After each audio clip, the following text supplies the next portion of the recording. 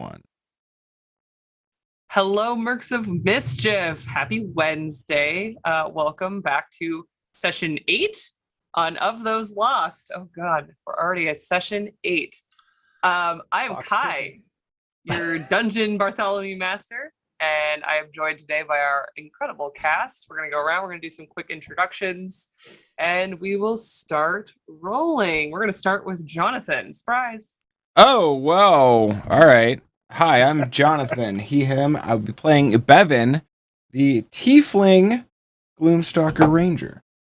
So, you know, I wasn't trying to make a emo boy sad character, but here we are. He's doing good. Bevan's having a good time. Loving it. Next, we're going to go to Puck. I am Gavros Scoria, and I always eat my brazen bran.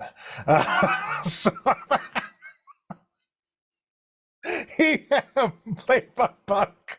What's up? Now we're gonna go to Arcady. On that note, hi, I'm Arcady. She, her, and I play Pell, who is she, they, and doesn't get offended if you use any pronouns, depending on how you perceive her at the time. Yeah, it's me. Doing great. And Saber. Hey everybody, Saber, they, them. I'm playing Cypher, he, they, and yeah, we still don't know a lot about Cypher. Looks like Yuanti doing roguish stuff, throwing spells out there. Who knows? Who knows what's going on? He's Happy a to be here. spicy Thanks for having lad. me. Very spicy. And I am Kaya. I use all pronouns he, they, and she. And I will be playing so many people today. And I guess we're going to talk a little bit about our lovely tip system before we jump into it.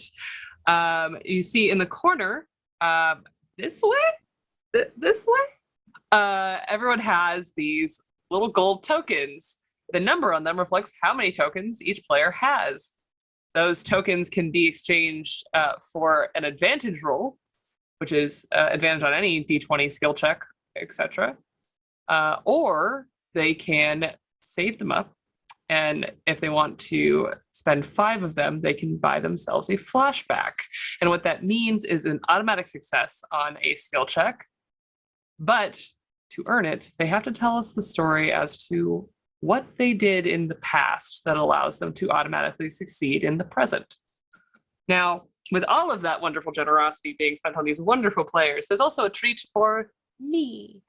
The chaos meter, that lovely bar that's over under Dungeon Bartholomew Master, is going to accumulate over the span of this episode. And if we reach our goal, then something chaotic will happen. Could be something good, could be something bad, could be magical items, encounters, lore, information. Last time it was both helpful and dangerous. So a little bit of chaos goes a long way.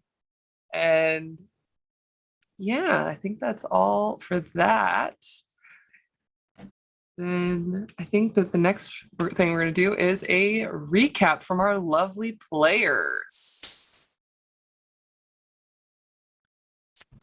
So we were in a swamp. We're traveling with our good friend Haver, who was kind of sick, but now Haver's not sick anymore. Haver looks a little bit better. And everybody's mad at me because I tried to beat up a nasty witch. And like, I don't know, he was like eating nightmares or something. It seemed like bad news to me, but all right. Anyways, so we went through the swamp, and you know, it was real gross and like wet, and the swamp was full of ghosts and bones and things. We were having a hard time getting through it. Bevan kept getting a little bit lost in the woods, a little bit off to the side. And but and we also saw some lights that were very rude, did not communicate at all. And then another light tried to grab my mace from me, tried to take my mace away. But I told it, no, it's cool. You're good. You can stop being haunted anymore. And then it was like, oh, okay. And then I took that ghost's armor and put it in my bag, which is probably fine. And then we went to the edge of the swamp and we met a nice woodman and his good boy doggo. I'm still really curious what kind of dog this is, because we've met a few kinds of dogs. You will find out today.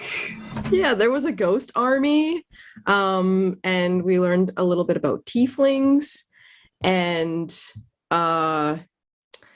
the specter that we saw had the insignia of the stars and helm of Tyr, so we got some intel there. DM had us rolling a bunch of random dice, D100s, D6s, and we still don't quite know what that's about. So, and Bevan got to talk to some Ivy, and the Ivy told us about the wooden one. That's the rest of my notes. Yeah, we're getting Bevan backstory dips. Yeah, we're getting Yeah. I mean, aside from, well, the wooden one does seem cool, because there's kind of an oasis of life here in the hollow, and that's interesting, especially for those who are in here to crusade and try to undo everything. So, hopefully that'll lead to somewhere. This wooden one. Oh, okay, hold on. Give me a second. The wooden one, hopefully, I mean, according to the vines, the wooden one is friendly to everyone. So that should be a turn for the positive. But yeah, apparently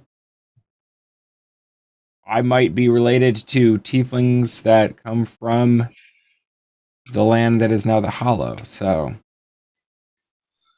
interesting to see how that kind of turns out there. So welcome home. Yeah, I guess. Welcome, Jade. Hi, Jade. Hello. Jade, go ahead and do a quick intro. We're just getting through the recap really quick, and then we're going to hop in. Okay. Oh, hi, everybody. I'm Jade. I use she, they pronouns, and I'm playing Kasha, who also uses she, they pronouns, and is very curious about stuff, especially devils in this here region, so we'll figure that out. Yeah. All right. Anyone have any other recappy goodness? No? All right. Well, then, without further ado, we are going to go back to the Hollow. The marshes behind you. The fog, still thick in the air, seems to part around this pyre that is elevated in this iron basket, hanging over a very small oasis of ivy and green. You saw, just for a moment, a glimpse of a dog and a wooden figure holding a torch, leaving what is the remains of a guard tower of the capital city of Iza. Your compatriot, Haver, having told you a little bit about the guard tower and the torches that light the road to the capital city. You know that this tower has been here for a very long time, and the growth around it would lead you to agree, but you know that things here in the Hollow aren't as they seem, and many things around here have died. The marshland behind you having been a fruitful farmland at one point, now this sickly wetland. This area seems fine, untouched by whatever illness sits in the earths behind you. The dog, comes bounding out the door, and from a distance you think, oh, that's just a dog. A dark snouted with tan markings over its head. And as he runs towards you, you see this is a very large dog. And he's got quite a coat. He bounds over the remains of what was a stone wall and through the vines and things like that. He knows the land very well. Behind him, this wooden one walks slowly, their long, lithe legs stepping over any debris or stones that might be in the way. Almost like if a thin birch were a person. The lantern, well, the torch that they hold, they're holding very far away from themselves as they turn and walk towards you and raise a hand. Hello? Hi. State your name and your business, please. Nudge Pell. Hi. I'm Palomina Bergstrom. These are my friends. This is Bevin, Kaja, Cypher, Gabbro, and Haver. And we're trying to get to Isa because Haver's from there. And where do you hail from? Oh, we're all over. Well, me and him, we're from Lorch.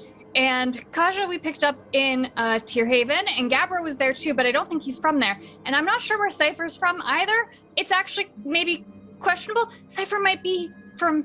And I look at him and I don't say anymore. But yeah, we're just from all over. I know Tierhaven. You're from Hull. Yeah. Well, we are. Haver's not. Haver's from here. Hi. Friend, we Alright. are all from the earth beneath your feet. Well then, Sylvanus blesses your meeting then. Ah. I'm Thatch, and he gestures to the very large dog bounding around of a of Charka variety, a very large mountain beast of a dog. This is Serko. And as Thatch introduces Serko, Serko comes up to you and begins to sniff the ground and then walks directly up to Pell, since Pell, I'm assuming you're in the front, and begins to sniff up your leg, and you see that this dog is like 3 feet tall. Oh, great. I'm used to 3-foot tall dogs. I get down on my knees and I put a hand out for him to sniff. And he gives it a big... And I reach out to touch him. Gentle pat. And he stops for a minute and then shoves his whole head into your hand. Yeah, and I give him a good old ear rub then. Oh, what a good boy. Serko's not accustomed to a lot of people of your kind. It's mostly just me here. Friend Thatch, do you eat nightmares or secrets? What a strange question. No? Okay, good. It's been a strange checking. trip so far. You have like a weird shadow version that you revert to sometimes. No. And as you say this, actually, everyone around Gabbro notices that Gabbro's shadow is still missing. That's probably bad. No, I don't do any of that. I actually, listen, why don't you come off the marshes a little? You might feel better on this side of the fence. And you actually see that the post that is grown with ivy that is holding the burning pyre is on the other side of this great fence. And just at the edge of it, you see almost a line of where the ivy stops on the ground. Yeah, I'll go forward then. Yeah. You all last. It's fair. That feels right. Mhm. Just gonna Roll a quick thing for our new friend over here. Yeah, we're doing good. The gate is open. Thatch is standing right in it, and he motions for you to come in, and you see that there is a well-tended garden with ivy growing all over the edges and everything, but the plant life in there is very green and very thriving. There's no blooming flowers or anything like that, but for a land that is so ill, especially you, Gabbro, understand that the land here there's something wrong. Kaja, you looked for disease in the marshes. Bevan, you've walked the land many times, and everything here seems clean, healthy. The unyielding region of death and illness is rebuffed somehow at the gate underneath this massive 3-story watchtower. It's not massive. It's probably only about 60 feet across or so. But the region is clean, and the moment you cross the threshold of the gate, you feel the oppressive fog fall back behind you. Thatch, how did... Thatch. Oh, okay. It's clear your connection to the earth is very strong. Are you healing this place? Only a little at a time. Friend. This and he points to the ground that you're all standing on, was actually it was blessed a long time ago by the denizens of Isa. They follow Helm, I think, or they did. And someone came and blessed this land to stave off attacks. I just did that one over there. And he points just past the tower where you see there is more garden about 100 feet off or so at the furthest point. And in it, there are some sticks and logs and stones that have been arranged within the garden. How long have you been here? Here. It's, I don't know, before the war, just about. Oh, really? How long? Yeah, I was sent here to aid in the battle. I just sort of never left. How long do you suppose it's been since the war?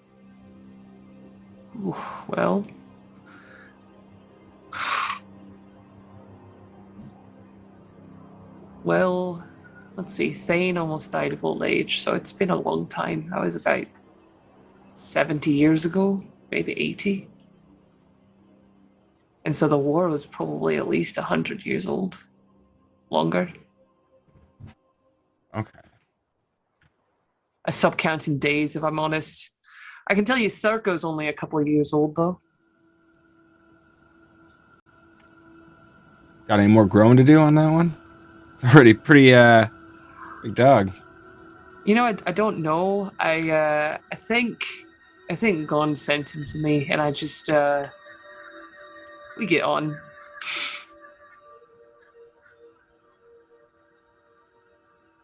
Have you noticed people like our friend Haver suddenly on the move where they hadn't No. previously been? And you see Thatch finally turn and look at Haver and kind of look him up and down. And Haver kind of looks back for a moment, also examining this very distinctive looking being. Thatch is not some subtle creature. Thatch, as you get closer, you see is wearing these soft, kind of mossy looking wraps of this gauzy fabric that's definitely falling apart, but is dyed all these beautiful bright colors. And then underneath it are bands of wood and leather as armor.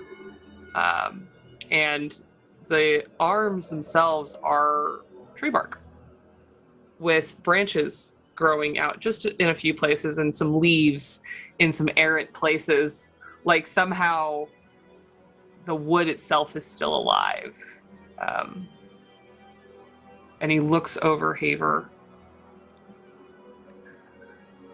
I don't suppose that does he know I can hear you, I'm right here. Does and Thatch kind of leans over to Bevan. Does he know he's dead? Yeah, pretty much. His whispering is also not good. Does Thatch appear to be made completely of wood, or does he appear to have some metal parts that we can see? Roll a perception check. All right. This is an 8. Wow, doing so good. Mhm. In this low lighting as well, like you're kind of not sure, especially the edges of it seem to, like behind his legs where the torch is not hitting, you're like, that could be metal, but you're not really clear. Interesting. Okay. Well, if it's not too much of an imposition, I think we'd all appreciate a place to rest for the evening. Oh, you crossed the bog, didn't you? Yeah. Fortunately, yes. I would actually love to hear about that journey. I have some friends I'm looking for. Why don't you come on in? Oh, And he does one of turns them wear around. armor like this. No, it's a nice armor though. And he turns around, opens the door, and inside you see about a 25-foot space, wall to wall of this. The tower itself is constructed of heavy stones that have been mortared in place. They're not necessarily cut stones, but they are laid sturdily, and then actually sealed so that everything here is heavily insulated, built like a castle, heavy stone tower. The space inside, with a nice, kind of old at this point, wooden floor, is just one large room with some fabric pinned to the cross beams. Thatch is relatively tall. I think he's actually probably taller than all of you. He's pushing 6'10", and he kind of ducks to get in the door. But even for him, he can actually stand up just fine underneath the cross beams of this fairly large tower.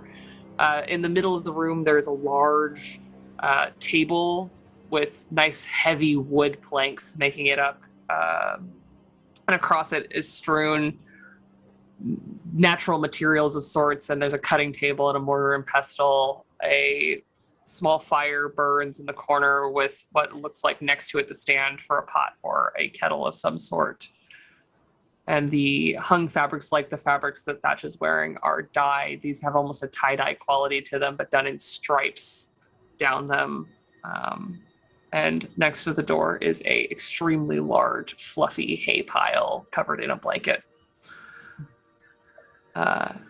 And Circo almost pushes you all inside. Yes, good boy.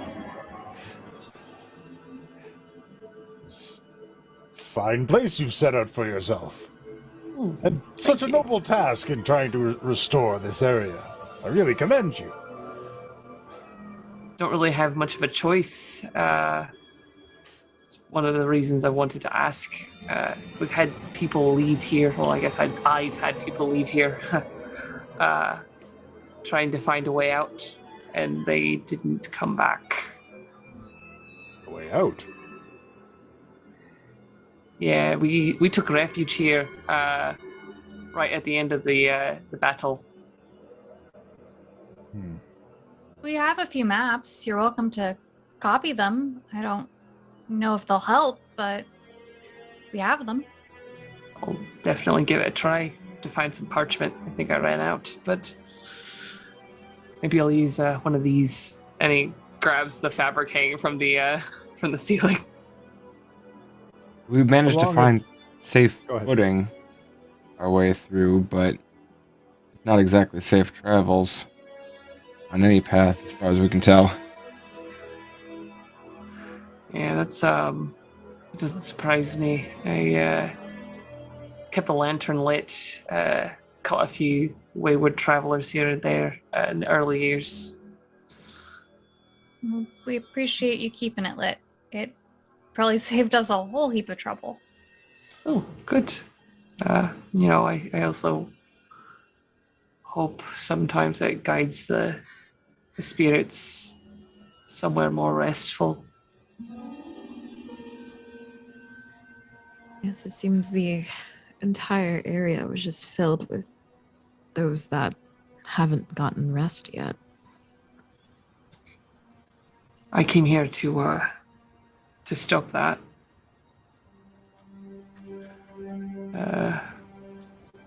It's hard to see sometimes. The lights in the fog, those are souls.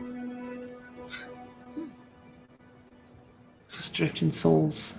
And as he says that, Gabbro, you are reminded that there is a light that has clung to your mace. Right. Got one of those. Just a soul. Don't worry about it. It's got a soul. That's okay. I'm gonna take her to a proper rest, and hopefully she'll return to the cycle. I just gotta figure out where. This is probably not a great place. They said they wanted to go home. Yeah. So I'm gonna take them home. But we gotta finish the thing, and then we'll go home. What do you know of how this all happened? Somebody opened a portal to hell, and now none of the dead can be put to rest? Is that a short Are version? you talking about the gateway? I've heard a bit about the gateway. If I'm honest, not a lot, but I can tell you that that's actually why all of that out there was like that. We were fighting each other, but also not each other. And there were some other things in the mix. The hills were unexpectedly a part of this whole situation. Well, at least that part of the knowledge that tried to kill us is out there. It's a weight to get off of my chest. The what? Oh, there were some recordings of some of the things that we weren't quite sure if actually happened here or not. And the knowledge itself was imbued with a curse that tried to kill all of us in my library back in Tearhaven. So, Okay. Well, I guess I do and don't want to know the whole story there. I would prefer not, but I think that we've covered the essentials at least. Yeah, a friend of mine was up in Isa when everything happened, and she came down and said that there was a flaming portal that had been opened somewhere up there. Don't really understand it, but something entranced the people of Bolsenia. And that flaming portal, did it happen to be like in the center of the city? Was it in the mountains? Did they It was- describe where? Near the magistrate's home, that's where Alana was stationed at the time. She's a guard. Aver, now that we're closer, do you remember anything about a flaming portal? It sounds pretty dramatic. No, I do know the name though. I think I actually knew Alana. She's nice. I think she was on the magistrate's detail, if I'm not mistaken. No, I was actually stationed up at the tower. I have a eye for nature and can shoot pretty well. Lana, the friend you're looking for. Sorry, say that again? Is Lana the friend you are looking for, Thatch? Oh no, I know what happened to Alana. Oh. It's alright. If you... I'm more wondering what happened to them after at this point. There was a hunter. Always wore a nice hood, fur-lined in blue. Her name was Ashwin. She left trying to find a way home. And never came back. And there's Lyra, a gnome. She thought that Lathander was guiding her out. Farlin, Thane. There's been many.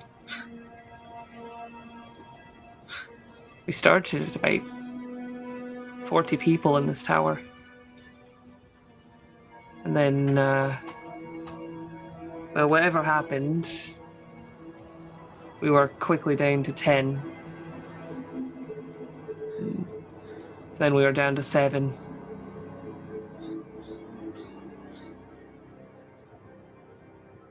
Do any of these people sound familiar in any way? Like specifically the one we got description of, the blue hood. Is that a ghost I've seen or anything? Go ahead and roll a history check. 10. Evan can't roll with the shit. Yeah, man, you guys, these rolls, they're not helping you today. Unfortunately, Bevan and Cypher, neither of you have seen anyone that fits the description of Ashwin.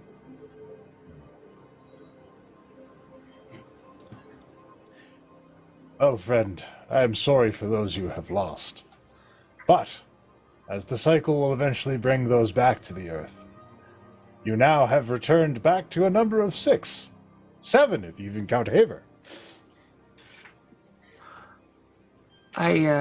You're right. And Sylvanus reclaims all things in the end, but... Yes. What, well, it's hard, because I know that the souls don't leave. Did each of these people go out alone? No, Ashwin and Lyra eventually went together.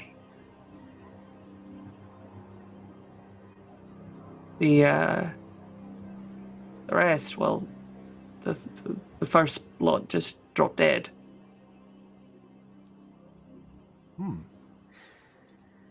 You must have seen a lot in all of the time that you've been here. Yeah. One of our party members is missing a shadow. Do you know anything about that? Thatch kind of looks at all of you and counts shadows. Spends way too long looking for Haver's shadow, and it's obviously there, and then goes to Gabbro and is like, oh. Yeah, it tried to drown another shadow in the lake, so in essence it has betrayed me. That's, I'd be careful of shadows around here, actually. They can be a bit feisty. Why do you say that? It's a curse. It's part of the land being so full of restless dead. And those ones in particular don't get to walk around like the ones up the hill. Cursed Can again? I do an Arcana check to see if I know 100% it's a curse? Sure. Knowing that that's a possibility. Yeah. You've seen plenty of cursed things around here. So many cursed things. Okay, Arcana, yeah? Yeah. Okay, cool. That'd be 17 then. Nice.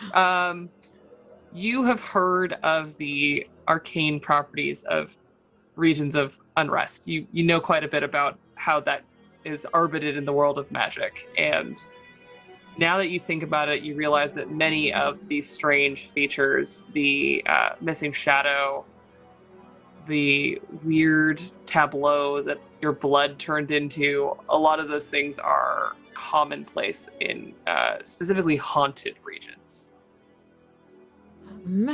Well, raise your hand if you have any curse-like symptoms. Haver slowly raises his hand. What counts as a curse? Haver points to his face. Generally unsettling things that probably can't be explained, things you probably contracted here, but more temporary, not like and then she'll make a brief nod at Pell, but not you know what I mean. And she'll try to cast remove curse on Gabbro first. See if anything changes. Wonderful. What does your remove curse look like? Her remove curse looks kind of like she'll reach out, and then as she's reaching out, her hand will glow a silverish white of sorts. And she will, in this case, it depends on what she thinks the curse and where it is. So in this case, she'll touch Gabbro's back in hopes that the shadow will come to return back to his back.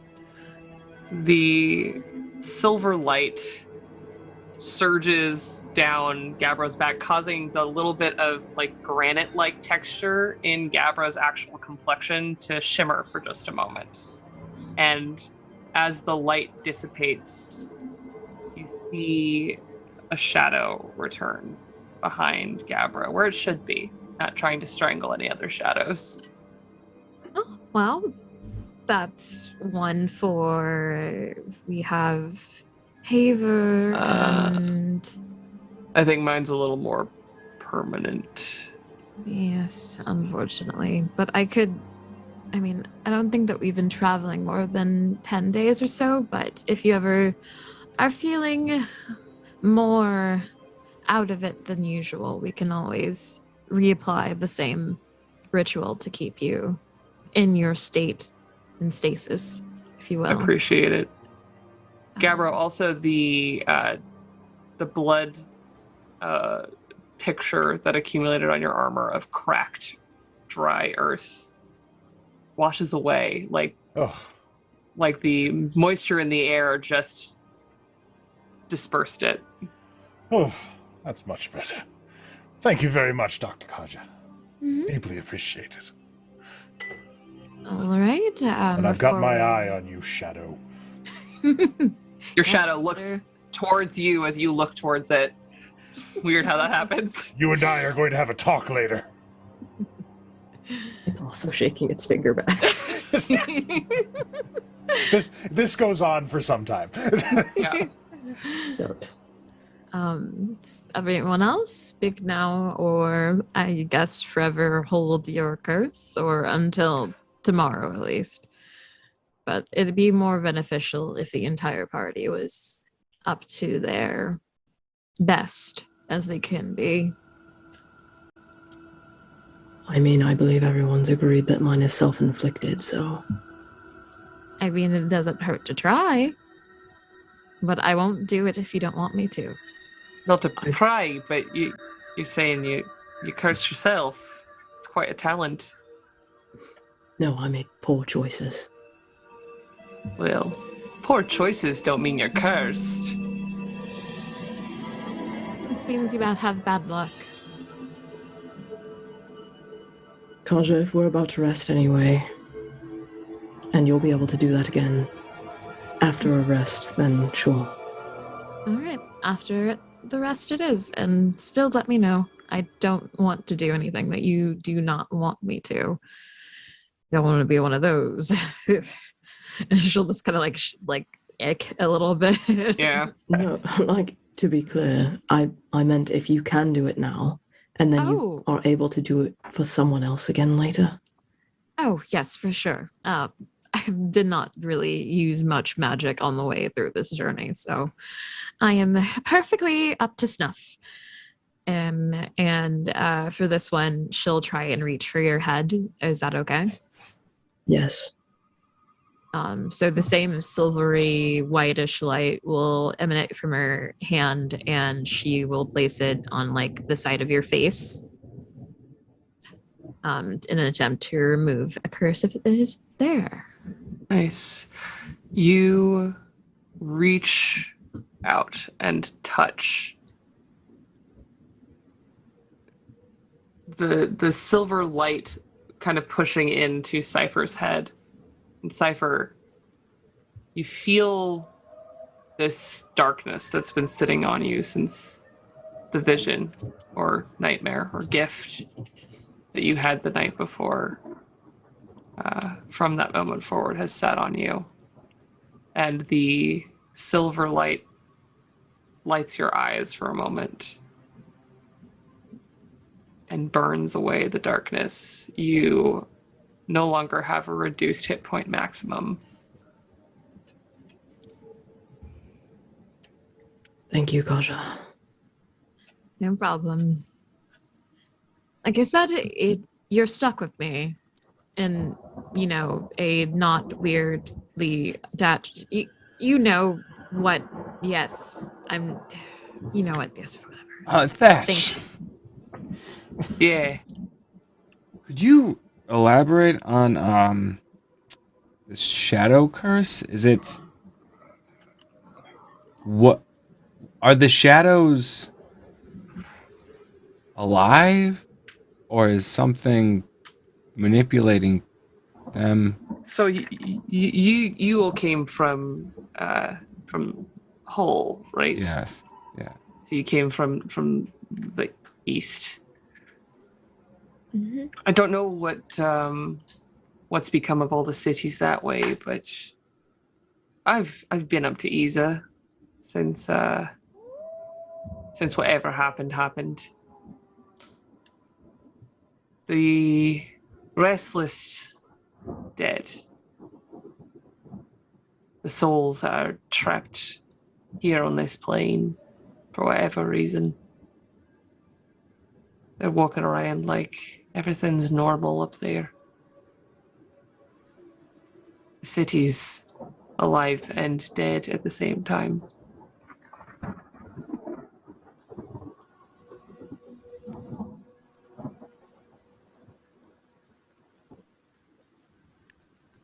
Okay.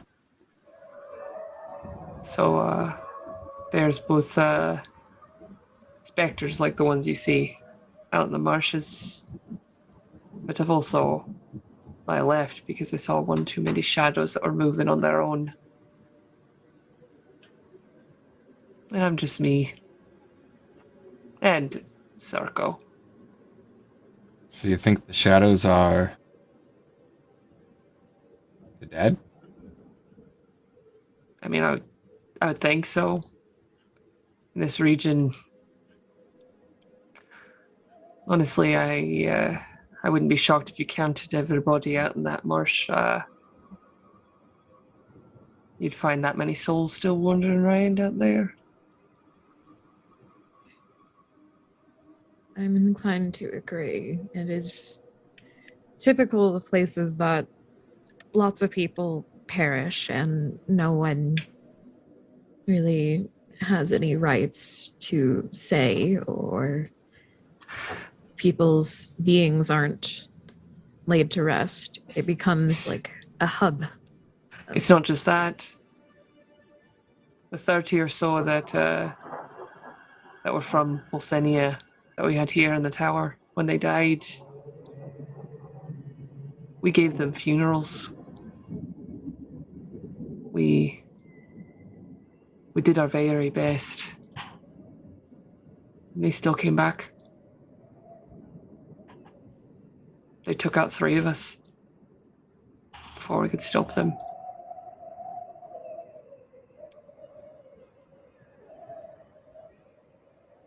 Runs deeper than I thought. When they came back, were they the same as they were? They were specters. They weren't like, no offense, that points to Haver. Not physical. It wasn't their bodies that rose. No, they're buried out in the back. DM, is there any tugging of heartstrings or I as a player am feeling things, but I want to know what Cypher is feeling as this conversation of funerals and Bolsenia is happening. I'm gonna say roll just a straight d20. Oh, buddy. It doesn't mean you don't get anything though, because there's definitely an opinion here. You have a purpose. You were gifted a purpose when you did not have one. And there is an unevenness to the execution of death here. And there is no purpose to the specters that you saw in the fog. There was no reason for Pavlo to remain. In fact, now that you think about it, so many of the spirits that are here should have passed on. It's been a long time, and it's not like ghosts stay of their own volition. Pavlo wanted to go. You've heard Gabbro talking about people returning to the earth, but it's more than that. Restlessness should be reserved for people like you.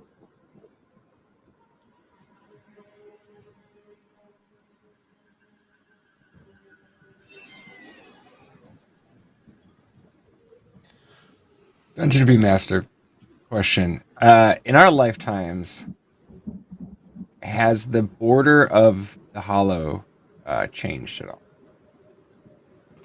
No. The area around it, it's like a gradient.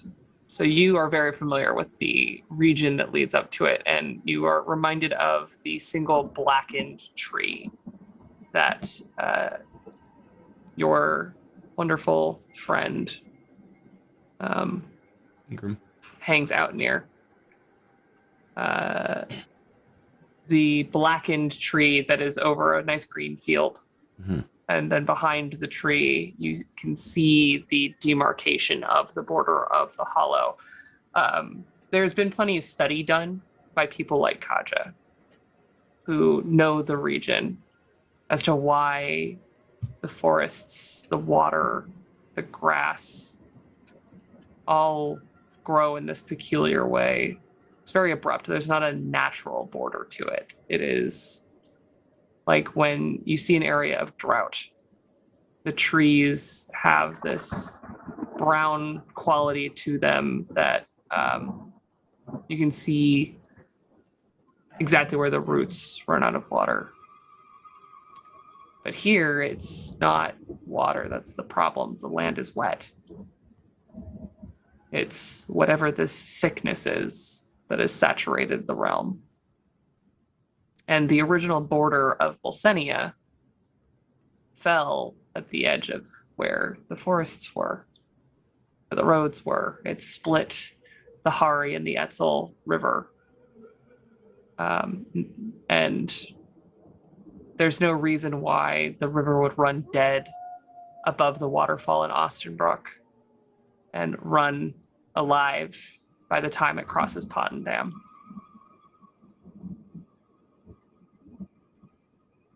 Dutch, you said you have healed this patch because it was blessed originally? This part was blessed, and then I did a similar blessing over on the grave sites, just to keep everyone down. We've got healers and people of the earth. Can we help you? Do you know what it is that is doing this? How you've been fixing it? Well, it's a gift that Sylvanas has granted to me through lots of study and contemplation for the most part. But I think you all being here is very healing as well. If I remember correctly, many types of hallowing spells typically do similar things, but they do take a That's- very long time, though. Yes, it took me a day or so of sitting out there, talking to the grass, asking the swamp to just stay back a little. Took a while. Yes. Has Would the be- Stubborn. And Kaja, that is exactly what Thatch is talking about. This land has been hollowed under the tower by servants of Helm, and in the garden by Thatch's servant of Sylvanas. has the curse pushed back at all on the land you've reclaimed? No. I don't think it's got the will. There's plenty of other souls, and it was just the 7 of us for a long time. The only pushing back was in the mind, in the heart.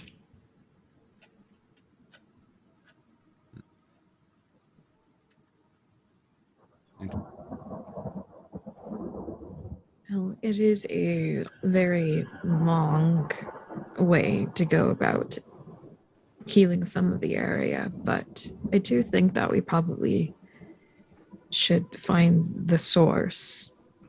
But yeah, that definitely after we rest for sure. Yes, and to that end, there's 2 beds back there, and points to the area with the fabric hanging around it. I just have to clean them up a little, and then there's 2 beds upstairs. And Are there actually, any- there's another one because I don't actually need to sleep. Are there any other rooms? They don't need to have any beds or anything. There's the watchtower at the top, and there's this room. Okay. Cypher, if I could borrow you for a second, I need to do something up at the watchtower, if you don't mind. Of course. Before you go, what? You're just bringing this gentleman home. Yes. But That's he your whole asked. purpose.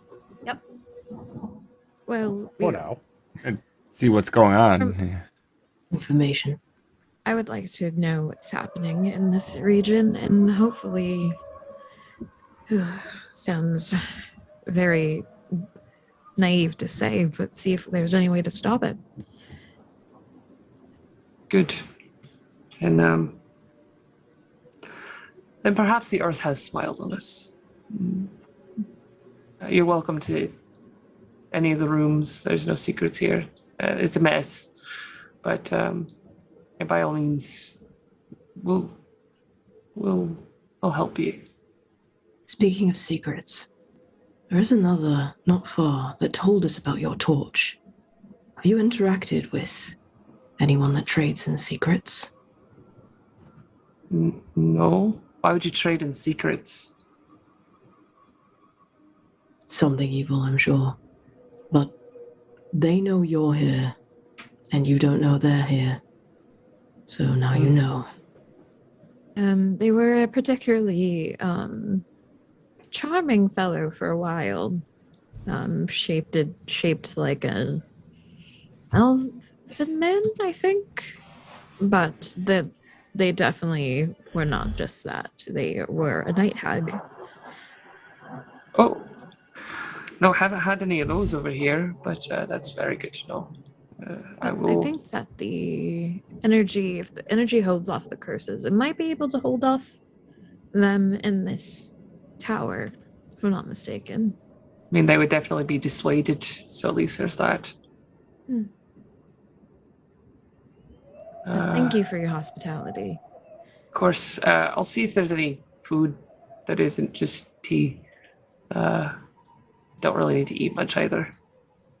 Oh, I actually, if anyone is hungry, I've got some good berries because I cast good berry. One bit of You good lands. did. Oh, and actually, you know what? I will cast that again since we're on clean land before bed, just to restock. Yeah. Yeah, if anyone needs to fill up, here's a berry. I think I still have some scones.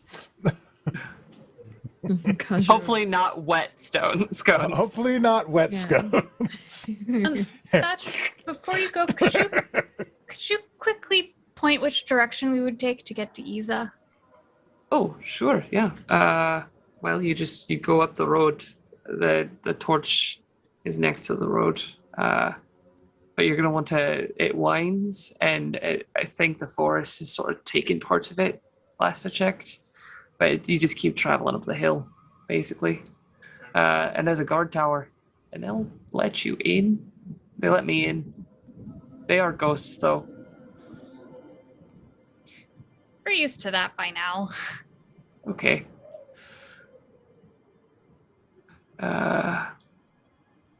Please, by all means, don't let Sarko bother you, though. If you get some food out, he mostly eats the roots and things that are around here. If you have anything else, he might try and snap it from you if you're not careful.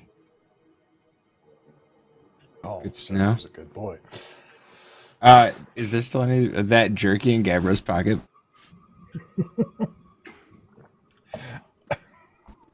Yikes. No, I didn't hold on to that anymore. Yeah, for reasons. For reasons. You might have casually tossed that aside at some point on the journey. Yeah. Yeah. Well, if anyone needs me, I will be at the watchtower for just a bit, and then I'll join you all downstairs. I will take a walk around the garden. Step out for some air as well. I'm gonna step outside and see what I can see up the road. Wonderful. We will start with Kaja and Cypher. The stairs that lead up the watchtower are small and long, with the intention of being able to maybe take a small cart up the stairs. You see that there are actually tracks on either side. This was a military watchtower. They were very good at getting things up and down stairs that were big and heavy. You get to the second floor, and there is a whole setup of armor, but there's also more hanging fabrics of various dyed colors. There's an armor stand and then two shelves on either side, decorated in kind of a peculiar way, and then two doors. The whole floor kind of split in half. Like 20-foot or so deep floor would theoretically be a square, but there's two like 10-foot square rooms behind doors, and then another round of stairs that take you all the way up to the watchtower. Up there, you can hear the wind shaking the door that is kind of long and opens like a cellar door to get up to the top. And it creaks open. Not that it's unused, but just that it's old and heavy, and the wood is quite firm, and the old iron hinges have seen a lot of wear. It opens up, and there is a roof, square roof over the top of the tower, held up by posts. Two of them are decorated with like ribbons and streamers and strips of fabric. And in the middle, there is a rack where you would see that there'd be like a lot of bows and arrows and things that you would want for a watchtower. But on the rack at this point, there are two long forgotten old short bows and one beautiful bright blue bow that looks like it is crafted of extended wings of a scaled dragon. Well, this is much nicer than what I originally was expecting on top of this watchtower, but I suppose it'll do. So I will be performing a spell, and that spell might freak me out. So I was hoping, as a friend and compatriot, that you would perhaps watch and make sure that I don't freak out over the tower. Yes, can you tell me why you might freak out from this spell? I'm attempting to see something if they still are in this plane, and it has been a very, very long time since I've seen this being before. But I do have a hunch that I hope is wrong. So really this is just to cross out the possibility that what I think and what may be are two different things. Will this call upon a creature of some kind, or this is just what No. you'll see? I would just be able to see them. That's all that I have the capacity for, or nor would I want to call upon this being here. Be very Sure. unsafe. Do you need me to take your hand, or? I think I'll be fine. It just takes a moment, and while she's doing this, she'll just set up her what she would normally do in the situation. So she casts light on one of the bigger lumps of stuff in her pack to make sure she has enough light, and starts inscribing runes around where she needs to sit, and then pulls out a very silvery mirror and starts doing a very, very long prayer that takes about 10 minutes. Weird. For no reason. No reason in particular. But she's going to attempt to cast scrying on the being. On the being. On the being that you know about. Yes. And the save is 19 wisdom. But since I've met the target, there's no bonus to their save. But so also or negative to their save because I don't know them well. But since I know their likeness, they'll get a -2 on that save. Okay. I'm opening it now.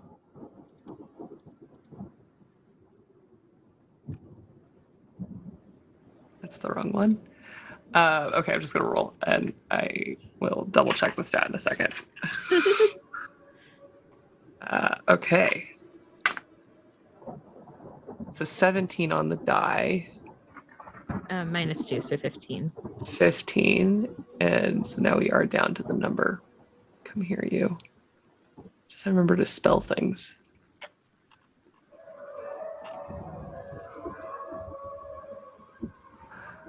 D&D, guys, full of looking up numbers. A wisdom save? Yeah, wisdom save beating 19. It's currently at 19. Fail. Woo! Okay, so since now I am able to observe them, You within 10 and also 10 feet of them. Yeah. You look into this mirror, and what does it look? What does Cypher see? Cypher probably sees some of those runes raised up as lights and the silvery white and purple light just kind of hovering, and Kash's eyes looking normally how they do when she uses this type of magic, so really glowing. But her eyes are dead set on this mirror, and her face is very, very stern as she's looking at this mirror. You look into the mirror, and your whole vision warps into it. In the reflection for just a moment before your eyes fully enter the space, you see moonlit trees on the ridge of a mountain.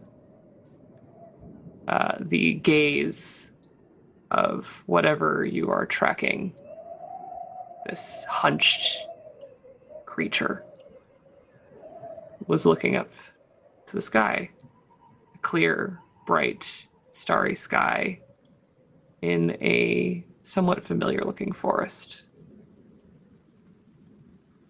The night in the Besot forest is clear, and you can see it stalk across the ridge of this mountain in fairly healthy looking trees, and then within almost just a minute of you watching this, it crosses back into the blackened forest of the hollow along the ridge. Not stalking anything in particular, just traveling.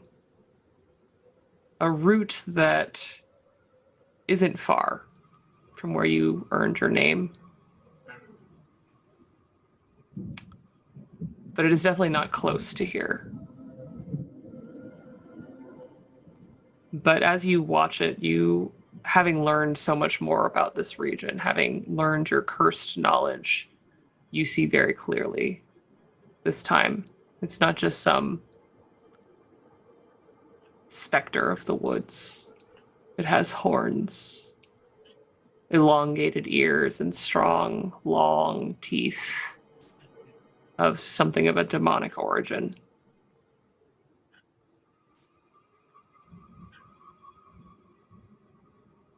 It crosses the ridge of the mountain, headed towards what you would presume is here.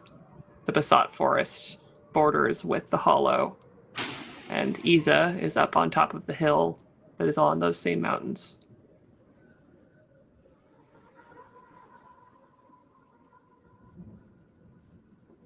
This creature, in this new context, while it is not nearby, you see exactly plainly that your theories about it over the years are true. It is a demon of the hells, risen from here. It has long black wings and long black arms.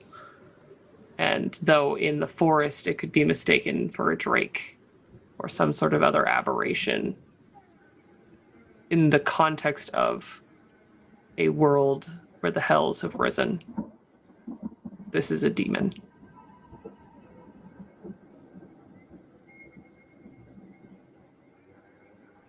Are you alright, Kasha?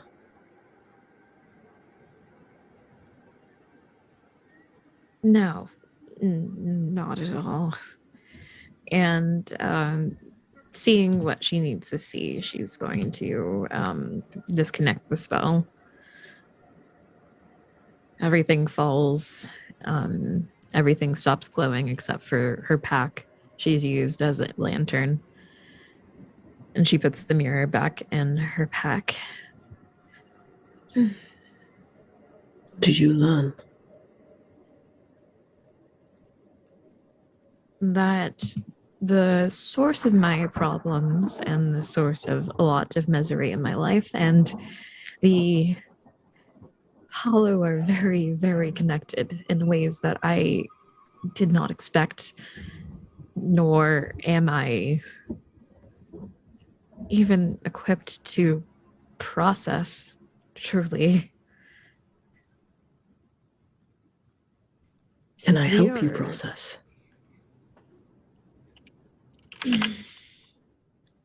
Well, I suppose it would be very hypocritical of me to not share.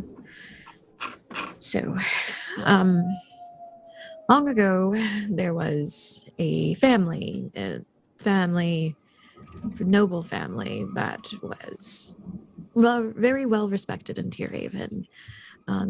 It was a man, his wife, distant cousins, and they only had one daughter. But they were unhappy with their station, the man and wife. So they tried all they could. They tried bribes. They tried to enter their daughter into tournaments and competitions to see if that would gain the king's favor.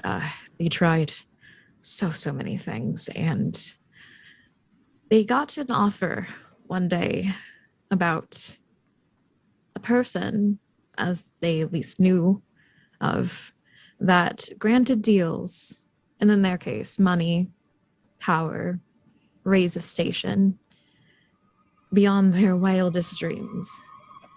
And you would think that a family with celestial blood and better education would at least know that this would be a trap. But no, they did not listen. So for the cheap price of a couple of souls, they attempted to gain their power, their favor, their gold. Until the creature turned upon their daughter and asked for her soul as one of the payment. And I don't know if I am lucky or unlucky that my parents didn't actually love me, but they said no. And their disagreement led to both of them dying in our own cellar where they met.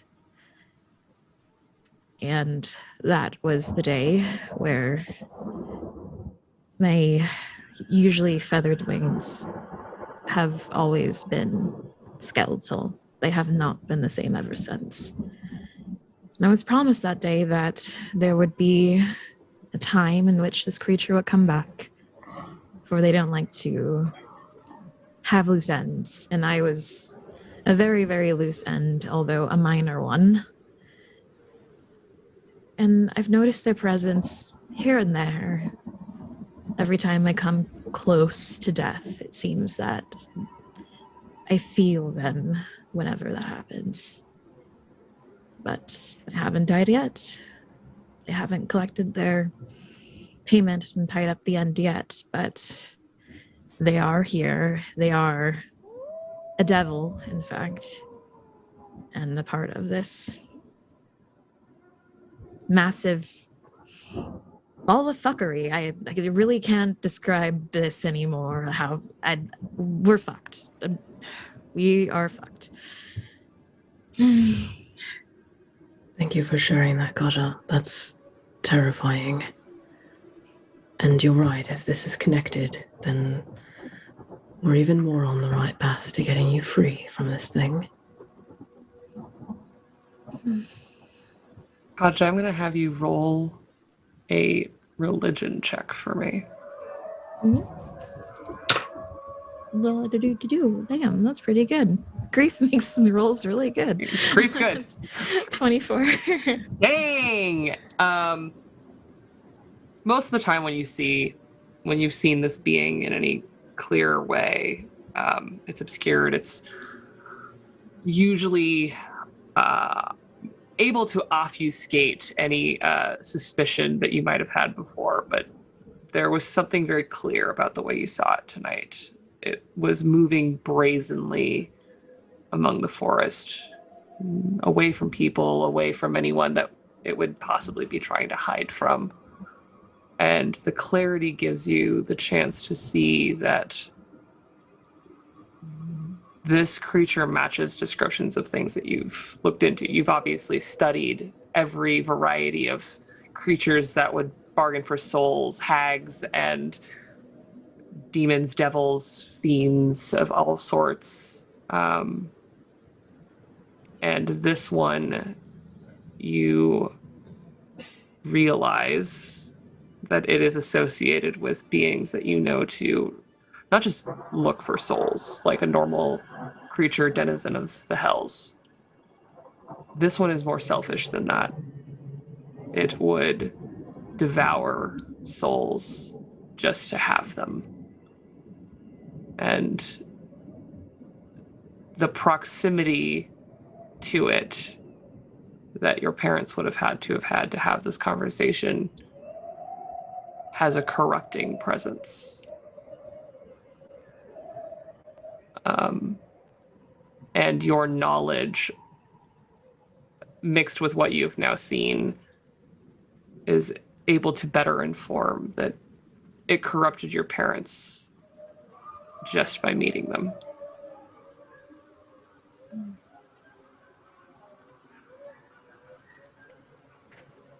What do you need, Kasha?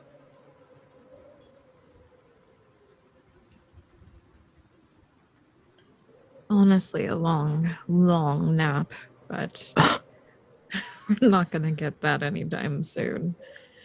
So, Do you think we're in a safe enough place to take any rest at all? I'm still very uncomfortable with the fact that we went to a place with a torch because something that we don't trust told us to come here. well, that being as it may, if the hallowed ground is still hallowed ground,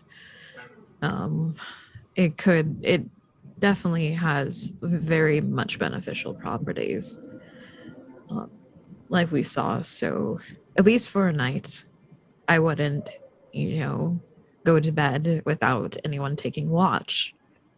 But at least from the basic and the area that we are itself, it will be enough for that. But probably just need time to just think and absorb. Because if this was a devil, then perhaps my parents weren't as selfish and as I previously thought they were. And what kind of person does that make me to assume my parents did the worst immediately? Perhaps you were corrupted too. Well, definitely in some lasting way, but it makes me very sad to think what else it could possibly have done. But, Isa, then killing devils, seems like we have a pattern going on. Maybe find out Bevan's parents. Seems every one of us has something to do with the hallow. From your vantage point, the top of the tower, above the low fog of the damp moors, you can see just silhouetted in the dull glow in the night sky of what you can only assume is the moon, especially knowing that the moon is out there, even if it is covered in clouds. You see the silhouette of a massive citadel-like city at the top of the hill, Giza. That's where we're going to take our break. We'll be See back. you all. Yeah. 15 minutes. One. Hello, welcome back from the break, everybody, to Of Those Lost on Mercenaries of Mischief. We're going to go around, we're going to talk a little bit about the fun other projects where you can find us doing fun things around the internet, and then we'll jump back into our story. We're going to start back with Jonathan.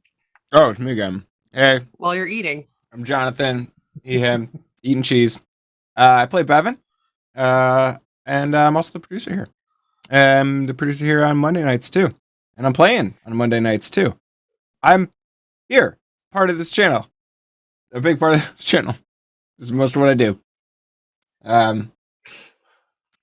Yeah. At the moment, that's all the exciting stuff I got going on. Eating And cheese, you're doing so good. smoked mozzarella, farmer's market, all of that sells. It's very good. I'm proud of you. Thanks. Arcady, why don't you tell us about what you've got going on? Hi, I'm Arcady. I'm also here all the time, but I don't press the buttons. I just show up and play. I play tonight and I play on Mondays, which is our Last Light campaign. Campaign DM'd by a familiar face. I'm sure I can tell you more about it. Things sound like they're going to get real bad real soon. So yeah, come hang out with us on Mondays at the same time, because I think shit's going down very shortly. Otherwise, you can find me over on my Twitter, which is Arcady Koshka, where I do like makeup and crafting stuff. Oh my god, I started crafting again this week, so I'll post pictures of that later. And for a one-shot, November 5th, I'm playing with Friends Who Roll Dice for their Extra Life charity stream. It's going to be 24 hours all through Saturday. I'm going to be playing Epilion in the afternoon. And guys, I'm very excited about my dragon. I'm very excited about my baby dragon. We made them today. I love them. Their name is Neff. Their special ability is empathy. Oh no! Oh no! She's a little oracular, empathetic dragon baby. Very excited. So come hang out with us on Friends Who Roll Dice to see mine and everybody else's tiny, adorable dragon baby. It's going to be very good. Oh my god. Very excited. Quality cuteness for Extra Life. I love this. Puck. Hello, everyone. This is Halloween. This is Halloween. Pumpkins scream in the dead of night. This is Halloween. And it's going to be Halloween next Monday, so you're going to want to do... That will be Halloween. I'm going to got to do the slow lead in. It's going to be Halloween next Monday, where we'll be having our latest episode of Last Light. So it's gonna be a scary time, and you're gonna want to watch it, and enjoy the scary time. Don't you like Halloween? Anyways, so I'm on that show, Dungeon Mastering, and I'm on this show playing, and I also make some videos on the side over on Puck and Talk. I got some ones coming out. Hopefully gonna finish one this week. We'll see if my constitution holds. But that's what's going on with me. Thank you for that almost musical Shatner-esque interlude. We're going to jump over to Saber It's now. fun to talk in song. Everybody talk along. Can we mute him? I mean, yeah, it's Zoom. So I love him so much. I just miss playing with you on more, like, with you as a dungeon master. You're so good, and it's just so wholesome.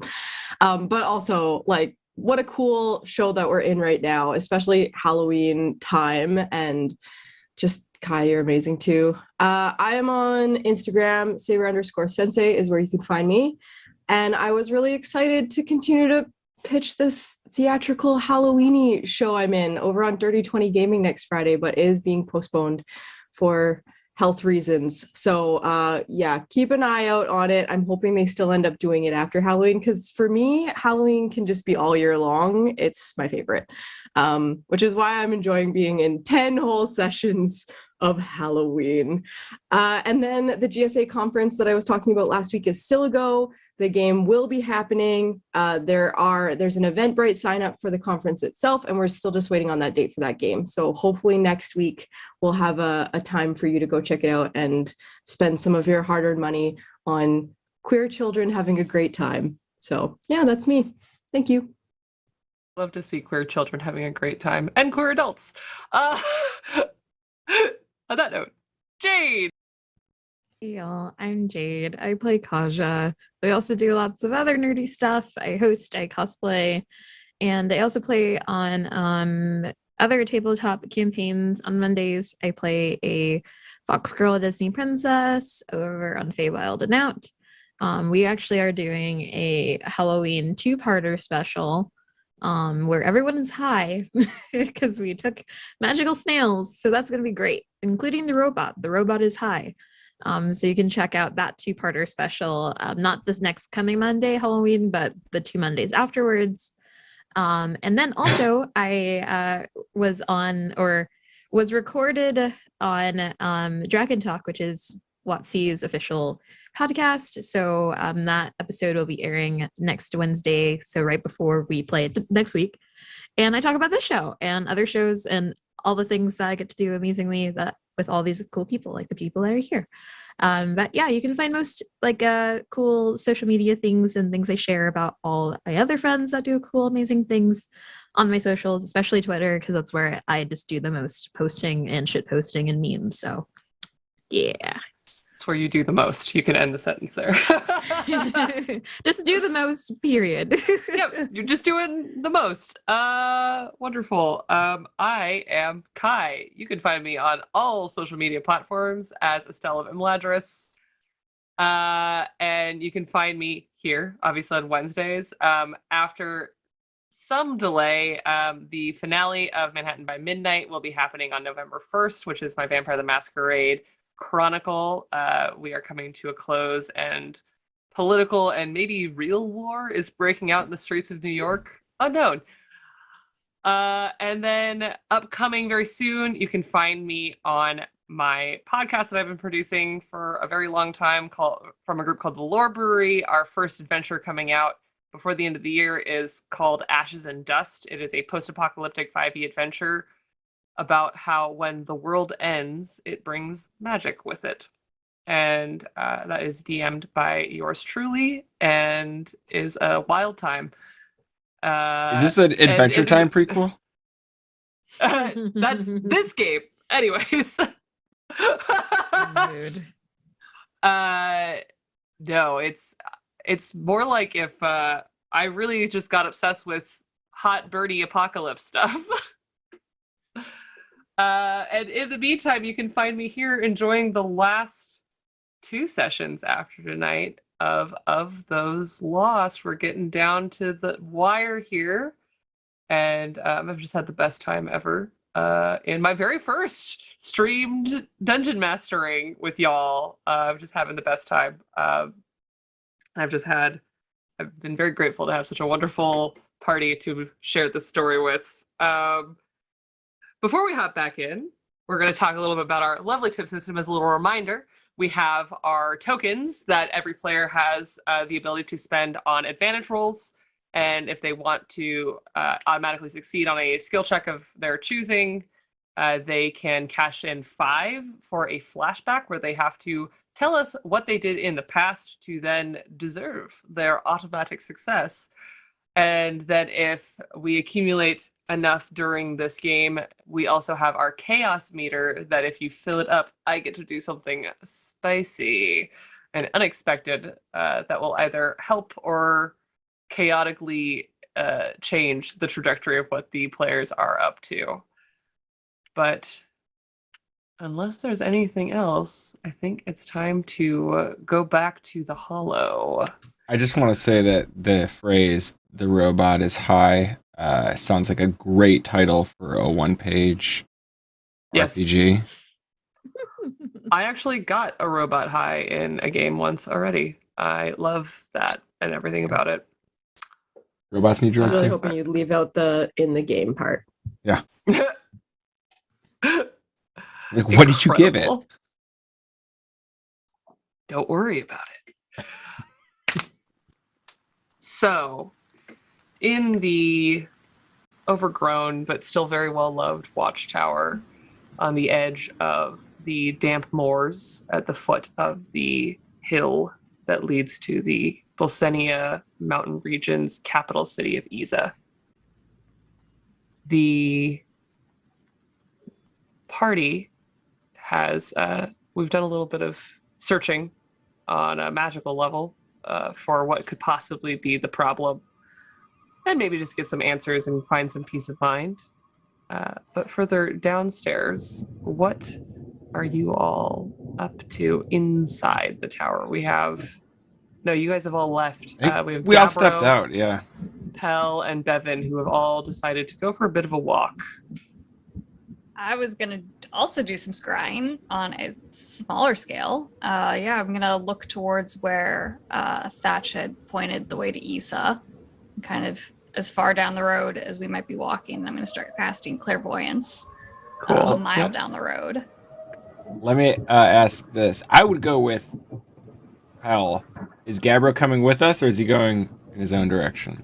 It's gonna take me 10 minutes to cast, so feel free to wander. Gabriel's got his own thing that he wants to do. All right. But he's gonna definitely keep an eye on your guys' direction in case anything comes at you guys. Like he always tries to, watch out for folks. Okay, so we're going outside of the vine circle. Outside of the green zone. Oh. No, I was gonna stay in the green zone. I was gonna not wander too far.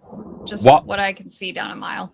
While you're casting, I'm gonna go step just outside the green zone. Okay. And on what end? On the end towards Towards where we're going. towards the city, yeah. Okay. They're on the north side. Gabber, I'm assuming you're walking towards I can do directions, the northeastern side. I'm walking towards the swamp side. Oh, okay. So you're walking due east. Got it. Yeah. Okay. So yeah, so we're going out the north. I'm gonna go just beyond kind of the green zone there. And just close my eyes. Who are you?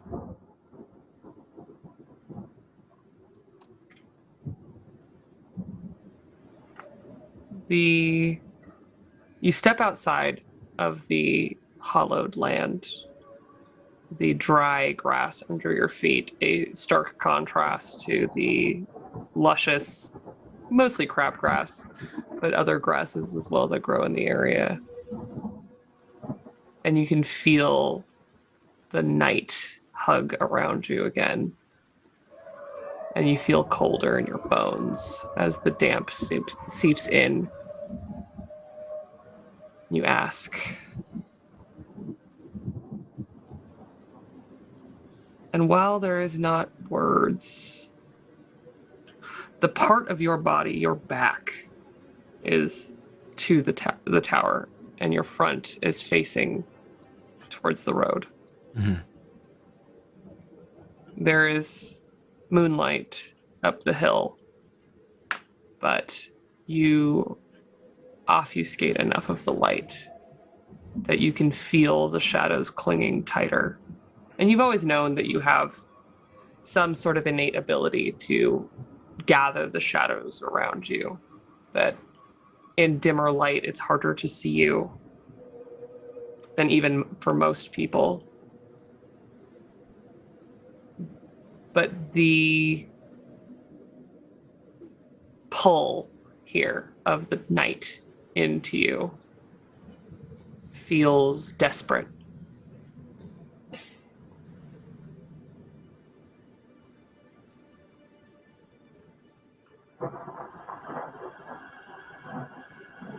I don't know what you want with me. I've never known what you wanted with me. Or with her.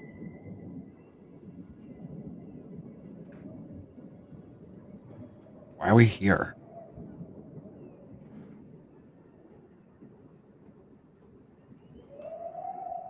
I'm just going to have you roll a straight d20 for me.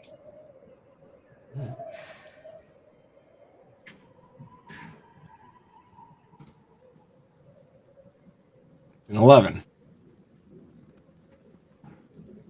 You ask, and your voice travels into the damp air. There's no echo back. There's no response. But your words travel towards Isa.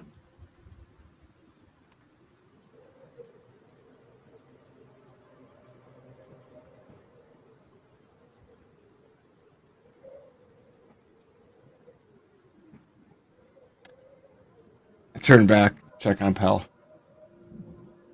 She's like 90% working on the spell, 10% keeping an eye on you, not carefully, like probably not enough to even catch what you're saying, because like it's a spell that requires a decent amount of components, but like she's making sure you're not wandering off somewhere. With insight. Pell. You stand in this peculiarly green area, crafting this spell again for the second time today. You can see that the road travels, so you've come from due east of you, and the road travels across the front of this watchtower that has the vents around it, and the line of green stops at the road. The road then curves around the watchtower and begins to climb up this hill, heading north into the mountains. You can see just shy of a mile in the moonlight down the road. So you could probably throw it almost the whole distance. And if you wanted to blindly send it a little bit further, you could guess. But there is a chance that you might end up in forest, or who knows? Yeah, because you can like gives you the option of an obvious location that you don't know exactly about. Yeah. Now I'll probably like if I'm pushing it by like 5 feet. It's Okay. It's not being pushed that far. So yeah, as far as I can get, and maybe like a scooch extra. Okay, there's a boulder that clearly the road turns in, and there is some sort of cliff face that surrounds the road as it turns uphill. And you're thinking just past where the road kind of turns. You deposit the orb. And it's a 10-minute spell, so I'd like to spend the first 5 minutes looking, Mhm. and then switch it to hearing for the last 5 minutes. Might see Okay. nothing. Could change by morning, but at least we can see down the road for 1 more mile than we knew before. Go ahead and roll a perception check to see what you see. 7. Man, y'all. I'm You- way better at other things. Yeah. Oh, I know. I have doing- many other talents. I'm very pretty. I do other things really good. You throw this clairvoyance orb at a distance, and you know that there's a boulder just past where you can see, and you think, this is fine. And you drop it and you open your eyes within the vision of the orb. And the entire uphill is boulder. There's a boulder in the way. You don't really see much other than the road snaking further, actually kind of looping back towards the east a little bit, and then zigzagging up the hill a little bit at a distance, and then fully losing sight. But the boulder is blocking your view of Isa itself. Then seeing that, I will change my timing. I'll give a quick cursory glance back towards us and like scan, but otherwise I'm going to swap to hearing for like Okay. 8-9 minutes then, because that's probably Go ahead more useful than and staring. roll a perception check on the tower for your glance the other way, just to see what you see. 21, much better. Hey. Frustrated that the location wasn't ideal for your first glance. You look the other direction, and you can see that there is almost a wall of fog being held off by the hallow spells that sit on both the tower's land and the land behind that, now that you've gotten a decent glimpse, is clearly a cemetery. The tower itself, while overgrown, has been patched and cared for, and what Thatch has said about how long he has been there seems to be relatively true. This land is occupied, unlike everything else in the hollow. The other thing you notice, floating just off of the side of the hollow spell near the graveyard, there is a pool of the moors that has kind of pushed its way into a curve of the hill. And there is a dense amount of lights that just sit out there, almost pressing against the barrier of the hollow spell. Souls pushed towards something.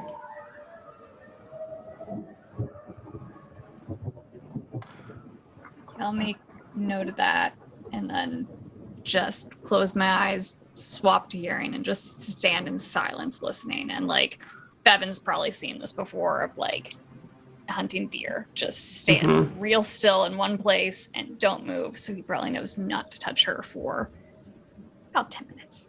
Yeah. Go ahead and roll one more time for us. Yep. 10. Good perception. No. Wow. The air is eerily still here. You don't hear, for all of the greenery, all of the flora in this area, you do not hear crickets, cicadas, night birds, any of that. It is still and quiet. You hear Gabbro walking around. There's talking a good, 60 feet up above you, muffled by stone and distance. For the most part, it is just quiet, with the occasional shuffling around the tower. You hear a low, quietish bark from Tiny a wolf. very large dog, very distracting, tiny wolf. But yeah, for the most part, it's just Circo and Gabbro making noise, and everything else is fairly quiet. Yeah, and then when I'm done, I'll just wave over to Bevan, and it seems really quiet around here. Green bits mostly seem safe. Probably fine for the night. Can't see much ahead, but we knew that coming in here. This doesn't change anything. Yeah.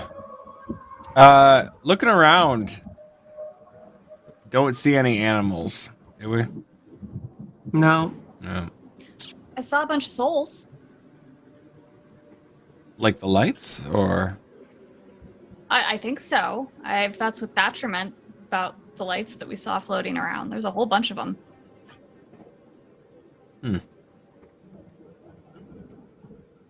Suppose they're all just floating around until they get, I don't know, lost. They might already be lost.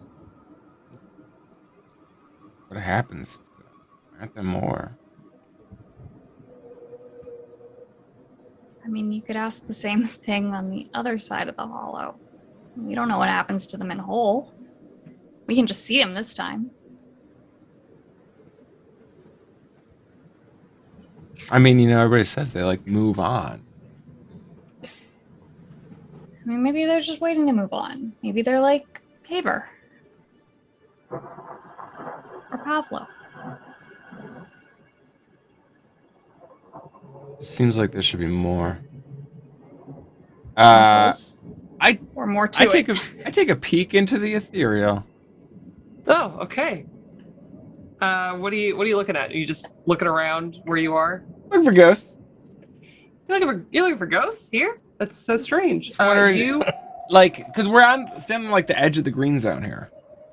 Yeah. Oh, want to see if there's any just anything that stands out.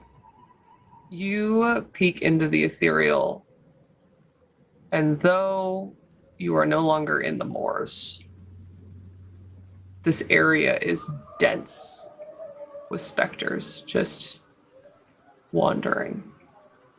Like walking down a busy New York City street, levels of dense, with ghosts of warriors, soldiers, guards,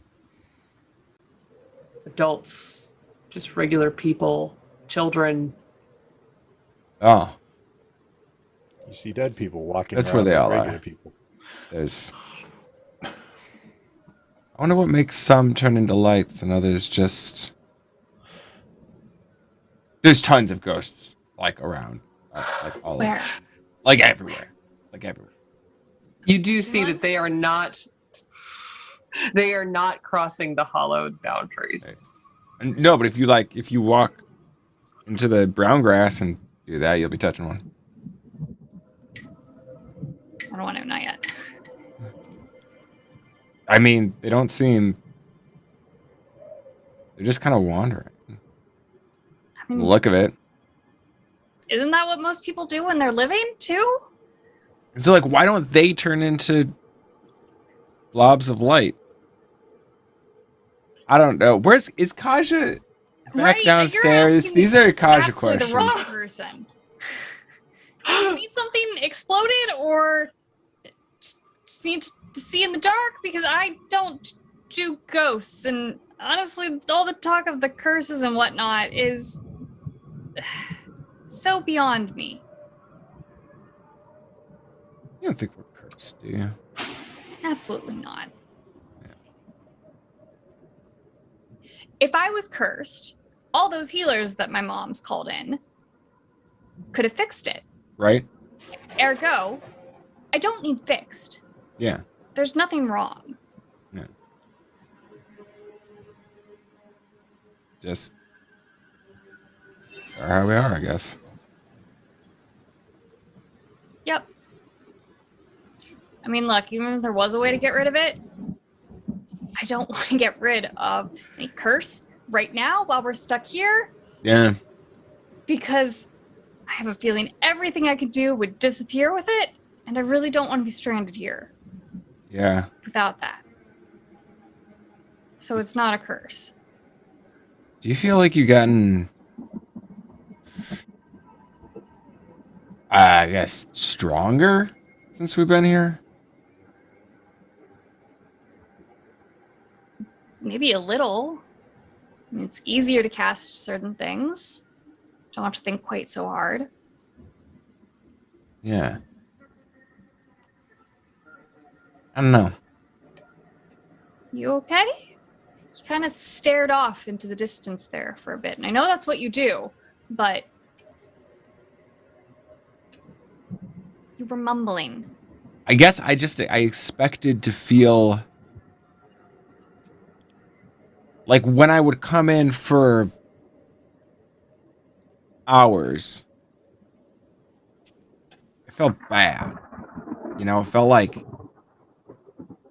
something soaking in. I would leave, and that would dissipate.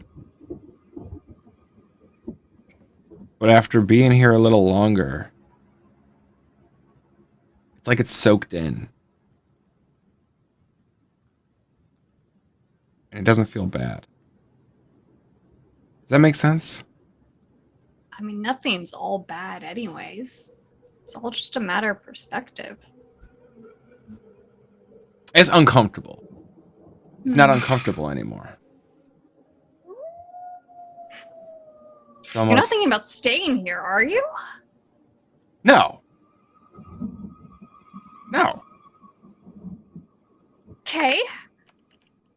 I'm just wondering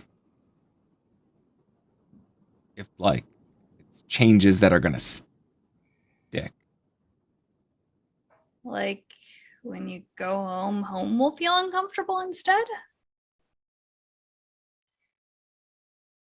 I hadn't even thought of that.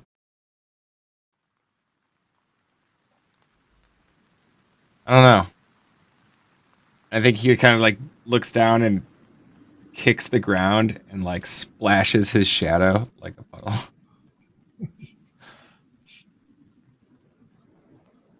Like that. Like what? I need some sleep. Yeah, I think you do. It'll be okay. You're not cursed. No, I don't feel cursed. And you're gonna go home and it's not gonna feel weird. You're right. I think you're right. I know I'm right. Go inside. Yeah. As Dr. Pell prescribes sleep, Yes. we're going to go catch up with Gabbro. Gabbro, what you doing? Where you going? So, after he watches Pell and Bevan go back inside, he kind of relaxes a little bit and adjusts his armor. He hasn't healed himself from the quarter of his hit points he's lost at the previous battle since then, and he's just kind of been carrying it forward, so he just allows himself a moment to break the facade. And then he pulls out the mace and ignites it so it sheds its light over an area. And he just walks along the edges of this hollowed ground at the very right where it meets the corruption, and just walks around that entire edge holding this out like a torch looking for some kind of reaction. You backtrack towards the swamp first, and you stood there and kind of examined, and you light the mace. And you see that it holds back the fog, just like the hallow spell. And as you walk the green, you do see that single light following you. Now somewhat attached to specifically the rod part of this scepter. Hello again.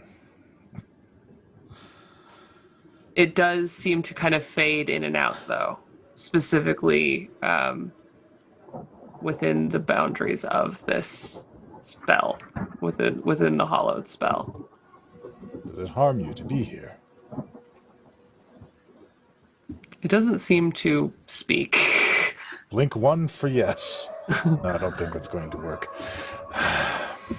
And as you round the edge towards the actual edge that borders with the swamp part, you can see that these lights, these low lights that kind of meander on their own, they're not fast, can float in and out of just the edge of the hallowed spell and look very similar to the one that you are carrying. They fade in and out just a little. Stop there where I can see them. I take a deep breath, and I step into the corrupted area. Mm-hmm. And I sit down on the ground. And I carefully pull out the armor from my pack and assemble it as though somebody were laying on the ground wearing it. And just kind of hold my mace out in front of me. The light follows the mace as you hold it out, and it lights just a little over this beautiful armor that, now that it is out of the swamp, you can see that it has a very fine shine to it. Someone lied to you, all of you. Set you against your brothers and sisters, made you believe that small differences were worth dying for. This was not the future you imagined when you took up armor and blade. It couldn't have been. There is not a chance of that. Now you wander. You are confused. You are lost. You are outside of the cycle that was meant for you. Someone did these things to you. All of you. Please, I want to know who it is. Give a face to my wrath, and let me be your instrument.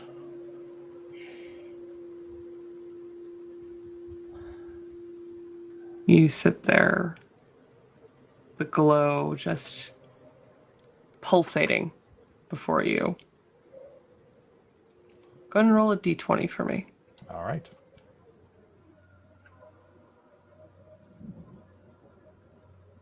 Rolled it, damn it. Okay, there we go. 8! And y'all,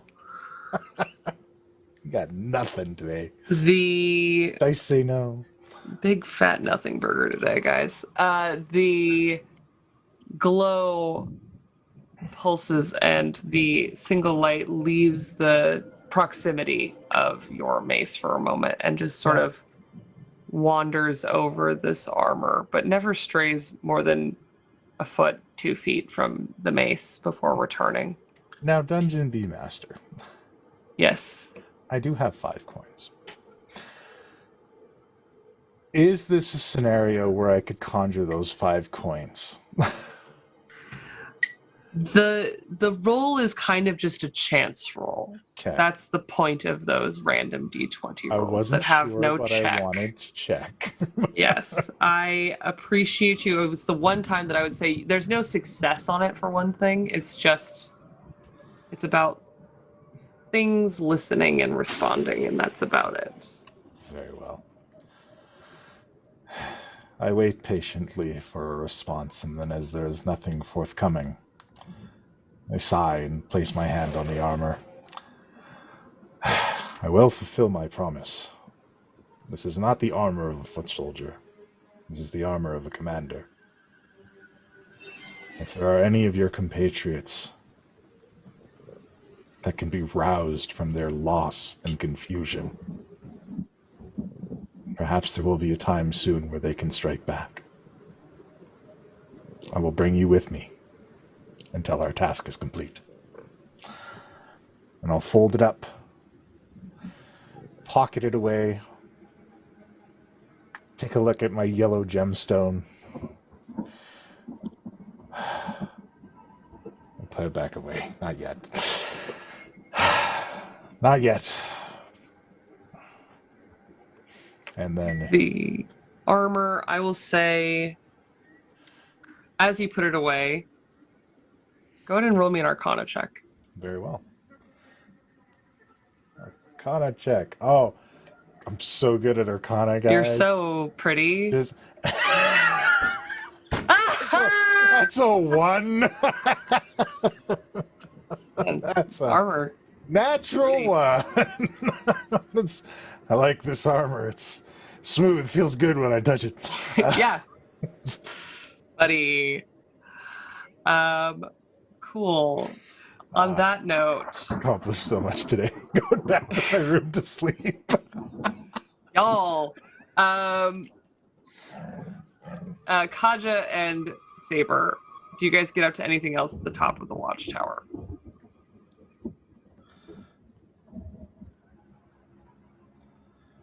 Oh, my dear, you are muted. Classic. Kaja's just on the floor on her back with like her hands like over her stomach, just staring on the ceiling. So if there's anything Cypher wanted to do around that's where she's at right now. Sure. Yeah. I mean, as long as it doesn't look like you're freaking out, as you said. I am curious about this blue weapon. All I'll right. approach it. I'd like to do a Arcana check on it before I Yeah, touch it. absolutely. Go ahead and roll an Arcana check as you look over this beautiful book. Right. That's a 4. Listen, guys, I am We in pain. suck. This is Can I help out? you like see me yes. go You to have touch also it? looked at this bow. I'm going to say yes, please Could help. you? Do you need assistance? Apparently. well, that's What is the obviously a nature way. of your emergency? I like to think that she's just sitting back and then she just kind of lolls her head to the side. Do you Just need like help? about to touch something dangerous. This is Sure. hilarious. Yeah, it's a dirty 20. Oh wow. You look over this bow Power and twist dice. Cypher. That's a pretty bow. It's a bow though. There's nothing special about it. It's just a really pretty bow.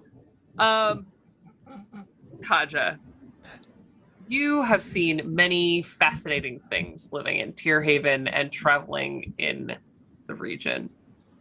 Something that you've seen a few times, even though it is frowned upon to trade on it as a like actual commodity, but it doesn't stop people from having it and sharing it and talking about it. You've seen real dragon scales. The wealthy of Tearhaven use them as decorations. Smart, savvy people use them for armor and weapons and other things. This bow has, at least in its makeup, if not made of, blue dragon scales. It is a magical bow of some sort with a property associated with blue dragons. You looking at the bow over there? I mean, obviously. I know it was more of like one of those like hey, what you doing? And then you respond not snidely, but it's fine, I guess. Have you Antagonize met your me? friend after she has an existential crisis. Why don't you? That's fine. It's what I do. You brought me up here for a reason, didn't you? Yeah, I guess so. Well, Do you know something about this? does that mean that you don't? So, the snide comments only go so far back and forth before one of us just ups and leaves. Or Well, you touches did a it bow first. that curses me again and requires you to uncurse me again. Well, Mommy, that would have to Daddy, be stop tomorrow. fighting. Well, that Who's uncursing fighting? would have to be tomorrow, since I do not have the capacity to remove any more curses today. But I will tell you this, because I do not want to be left to my own thoughts. It might be cursed, but probably not. It's definitely magical, and it's also made out of what is it called again? They got the dragon scales. Yeah, dragon scales, and it's blue, so blue dragon. But yeah, and that's what. What it do you is. know about blue dragons? They're sad. What do I know about blue dragon? What do you What know is about blue called? dragons? Kaja know, because Yeah. Jade doesn't know. Go and roll an Arcana check. Okay, Like, let's see. climb They down like brought furniture. nothing. I think everyone's luck got into my rolls, so that's a 24. I'm Dang. so sorry, Yeah. everybody. I'm gonna make a compilation of all the rolls today. Just put it Stealing all in everyone's one. good rolls. Sorry. Like everyone. I mean, it's working in my favor currently, so I'm okay with it. It's fair. It does help you. Blue dragons are known for their attunement to lightning energy. And the interesting thing about a lot of dragons is their, breath. And basically blue dragons just breeze a bolt of lightning.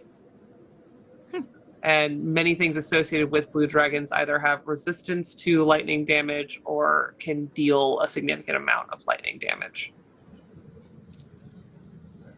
I mean, the blue ones typically are lightning, I think. Yeah, lightning. So either shoot it and lightning comes out, or you hold it, and if you're struck by lightning, maybe it won't hurt so bad.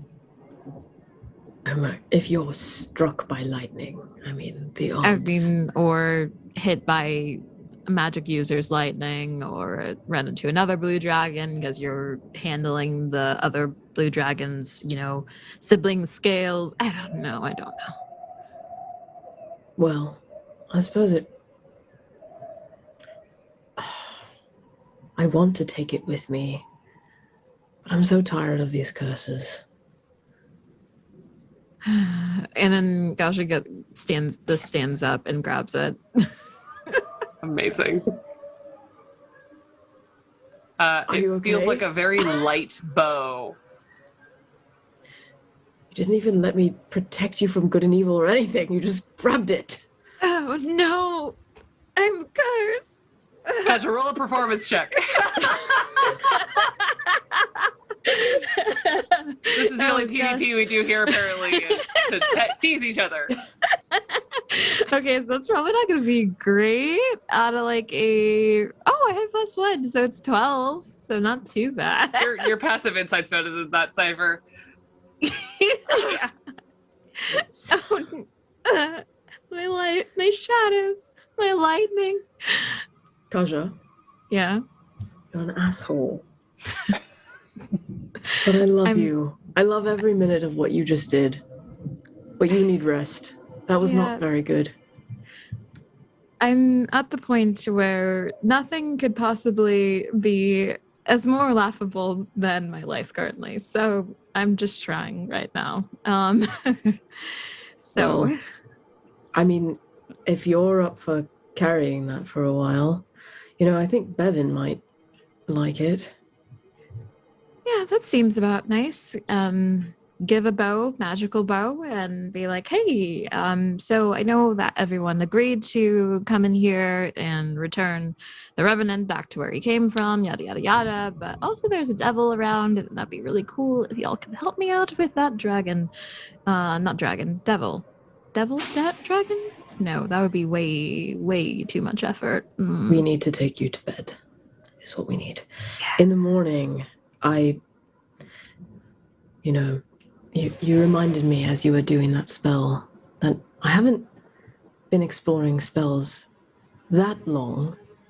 I mean, you've seen me since I started mostly.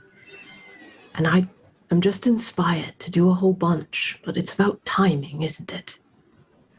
I mean, this seemed a pretty good private-ish area to do more longer ritualistic spells, so I won't tell if you won't, but you also probably need a ritual buddy. DM. A ritual buddy. Ritual buddy, yada, yada, yada. Please don't make sure I die. Right. But if I need to go to bed, you're going to choose somebody else. That's fair. I want to do it in the morning anyway, when it's closer to us going somewhere. It's not a ritual, but I also don't know if I'll freak out.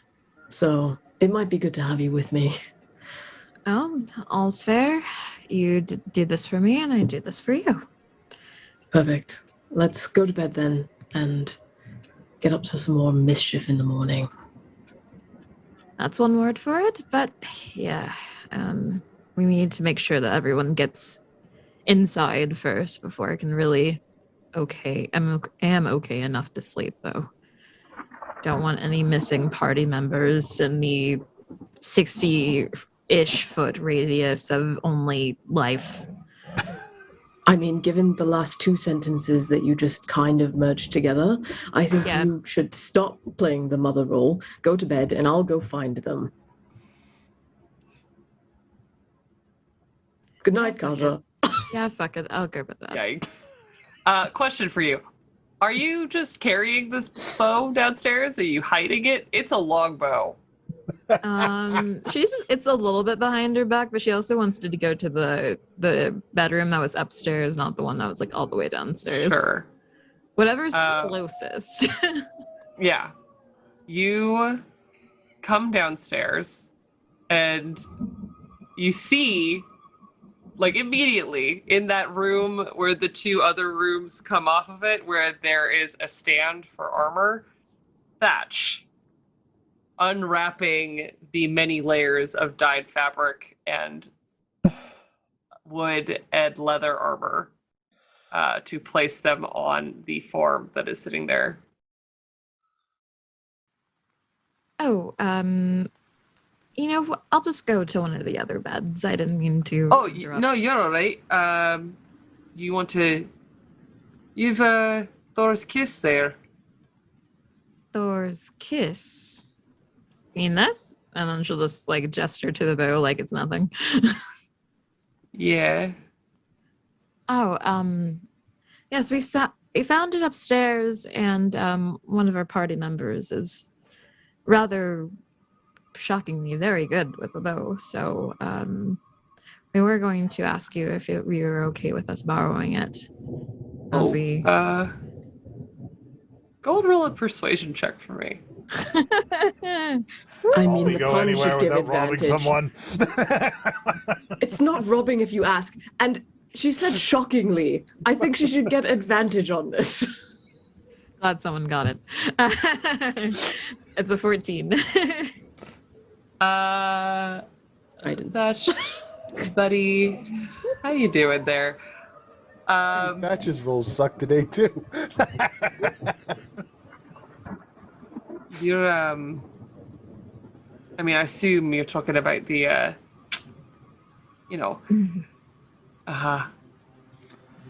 listen, you're going up the hill to Isa, right? Yes, that is the plan, I believe. Yes.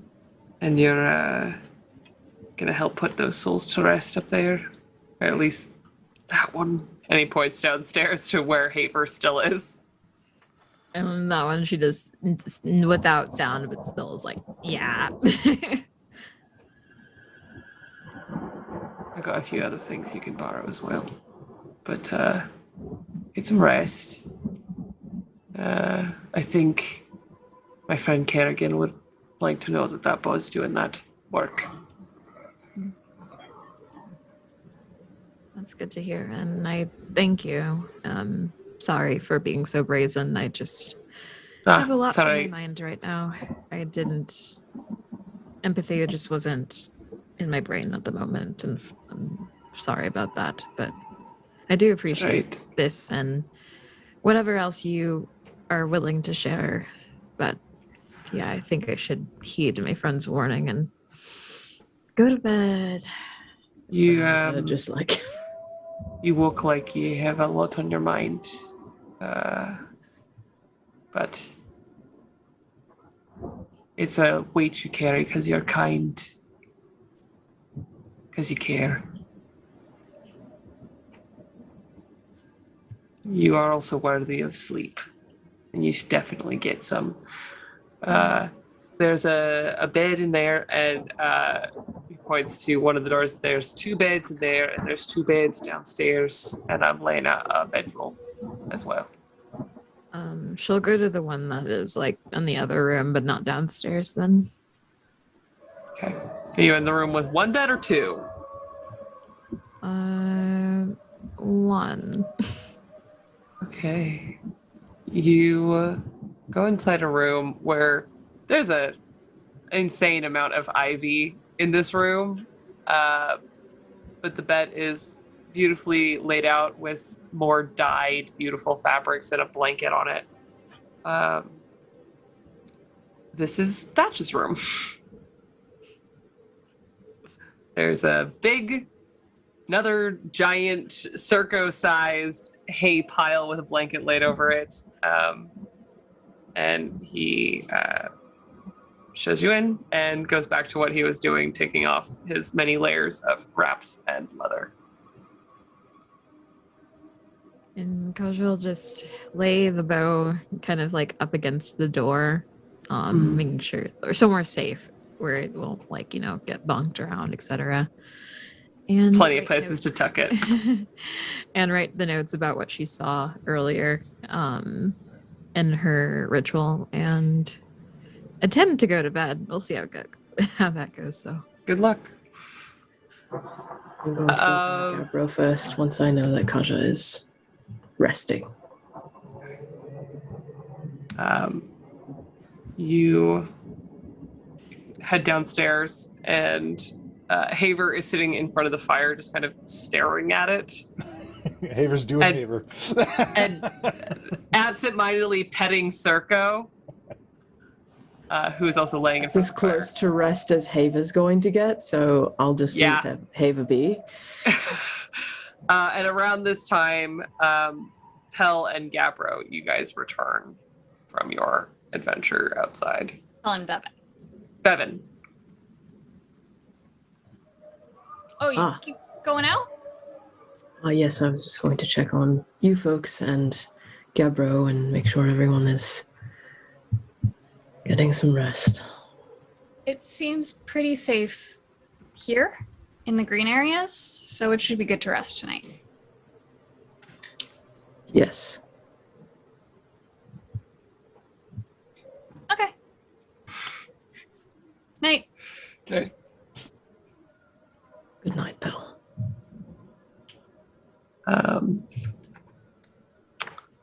So, Cypher, you're headed outside to find Gabbro? Yes. Around this time, Gabbro, you have packed up the armor and all of your goods and are starting to head back in as Cypher comes out to look for you. Hello, Skullstaff. Hello. Are you planning on, he gestures like the thing with the plants around your body thing? Rest out here?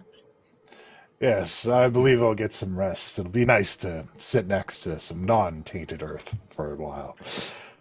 But I believe I shall wait until everyone else has gone to sleep. Take the first watch and all.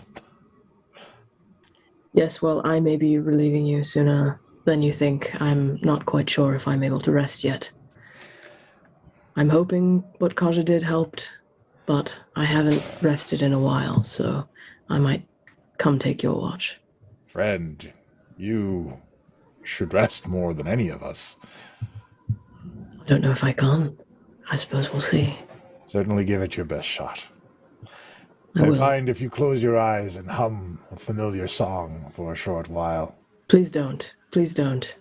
No, I'm good. Thank you. There's a yes, few I could very share with. Okay. certain. Are you sure out here Childhood is one, the safest for you? Yes, I shall be fine. Even if I were attacked, I'm sure they could not defeat me.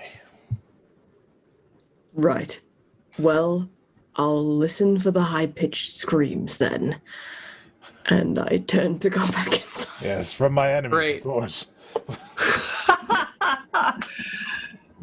Bevan and Pell, what are you up to? Going to bed? Yeah, I'm going to bed. Great. Thatch offers you, there's a room with 2 beds upstairs and a sectioned off area downstairs with 2 more beds in it. Oh, sweet. They haven't taken the bedroom with 2 beds. Yeah, look at them first. Yeah, bedroom with 2 beds. Cool. Are you guys snooping around or are you guys just going to bed? I think we're just going to bed. I don't want to Just get going up to bed. business. Right? And this person is nice. Evan doesn't make a And- habit of looking at people's medicine cabinets and breaking them. Who does that? And last Taking time their Pell dead friends' magical items. Last time Pell did that, there was a corpse in the medicine cabinet. So, like, Pell's good. Pell's really good and, like, doesn't want to antagonize a second person who's offered them shelter for the night. This is smart of you. Especially a non-evil one. The room that you're in, it is 2 beds that were covered in stuff, and you can see the stuff's kind of just been shoved in the corner. There's a huge, like, tied together bundle of longbows, a decent sized stack of short bows, some really crusty hard leather armor, and a few other piled up, like, on shelves and things like that, objects, some of them cleaner looking than others, and then some, like, water jugs that are up there. Gosh, I guess this used to be a proper guard station. Yeah. This is the armory. You gotta wonder, where's the barracks? Closer to Isa? Seems like it's within walking distance, but I just said I wasn't gonna snoop, but is there anything that looks fun on the shelves?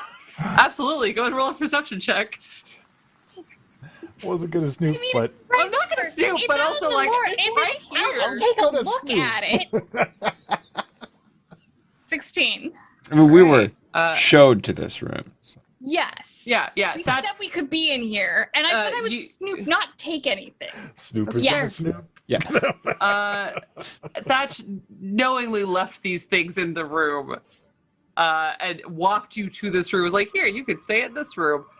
On the shelves, you see some, like, a bin that's just like a bin of daggers. A lot of them are not in the best repair. Again, this was the armory. There's a lot of just, like, weapons. There's short swords and things like that. But among all of that stuff, you do see, nicely folded, there is a blue cloak. There is a pair of boots and a dagger that is set on an actual stand on the shelves. Do they look clean or dusty? All of them have a little bit of dust on them, because everything in this room has a little bit of dust on it, but they look clean and new. The dagger is of a, like, almost gunmetal metallic color. and it has a very pronounced like divot in the blade that is purposely in the design that seems to almost be like if a single sawtooth had been cut out of it, and then it comes to a very keen point. The cloak is of like an azure blue with a greenish brocade capelet around the shoulders, and it has gold embroidery. And the wings are of a beautiful kind of warm brown leather with gold piping and stripes and detail on them, and 2 gold wings on each heel. Kind of just run my hand through the dust, and I wonder if Thatch would be kind enough to let his antiques see action again. Do you think they're antiques, or you think they're special? Looking at this dagger, the unique shape of it, would Evan know what this is designed for? You're wondering like for combat or what kind of properties it Is might this have? is this designed for hand-to-hand combat or for hunting? Like the way you said there's like a sawtooth cut in. Is it the sort Yeah, of go ahead. thing? Is it like a Roll a hook for survival skinning an check for animal? me. Okay. Yeah, I'm kind of wondering, like, is this like one of those hooks for skinning an animal Yeah. that you can have on a knife sometime? Oh my god. Me, dude. It's a natural 1. I'm gonna re-roll that with a coin. Mm-hmm. That's too bad. Okay, it's a 16. Wow. Okay. It's a little better. Wow. Holy smokes. You look over this dagger Jeez. and you see that this very purposeful divot in it. And you start to think, is this like for boning fish? There's a lot of reasons why people would put a divot in a dagger like this. Mhm. And then you see at the very ends of both cutouts, there's a slight hook shape to it, like a barb for rending flesh. This is a dagger that is intended to do lasting harm to a creature. This is not a tool. This is Opening a up weapon of arteries. war. Yeah.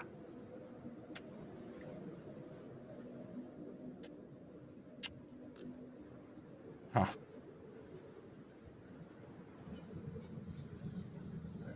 Blue cloak. Does this belong to his friend? Oh, probably did. He doesn't seem to be using them. There's no one else here.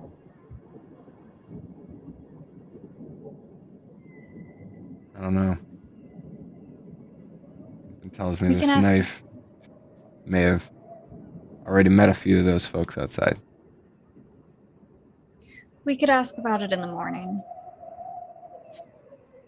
Yeah. Maybe he's got some kind of supplies here. Yeah.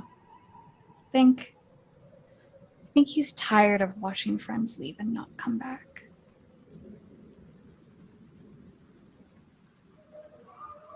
Yeah.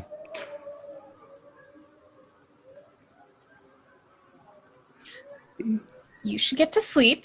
You've been staring off into the middle distance a little too much today. Yeah. Yeah.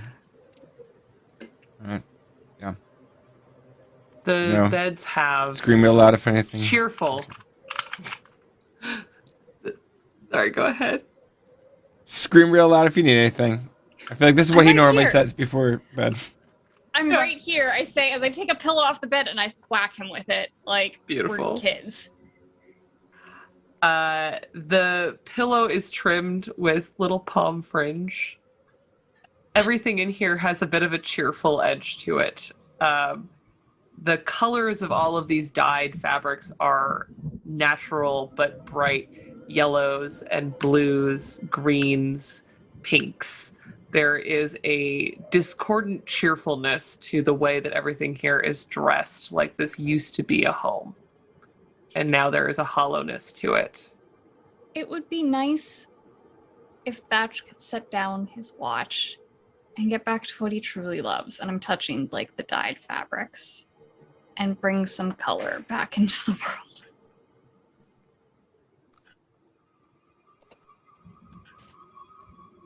Downstairs. Cypher, do you get up to anything else for the evening? Are you done snooping and touching things? Are you done rolling poorly as well?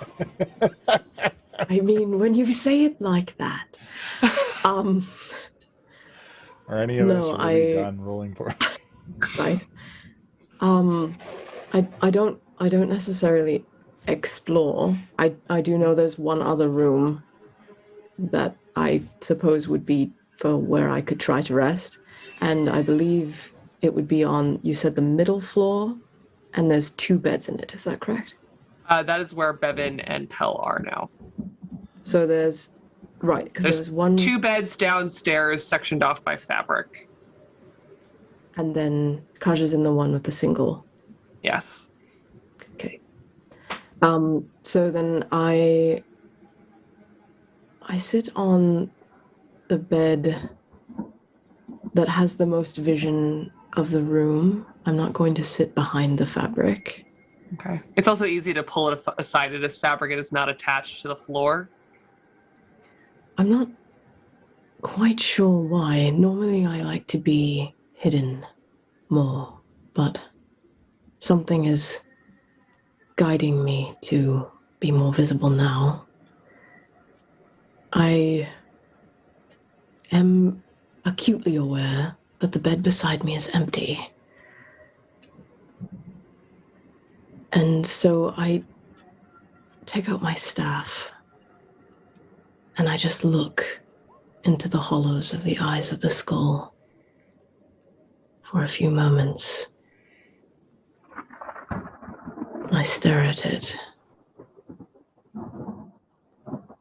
I lay down on the bed with the skull's eyes facing me, and I try to go to sleep.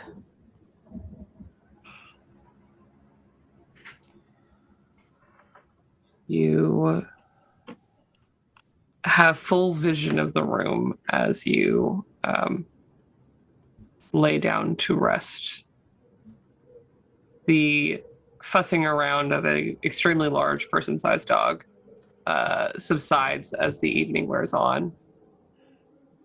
And Haver does not leave the chair that he has posted up in for the night, staring into the fire. Thatch. Thatch go Okay. for the night. Thatch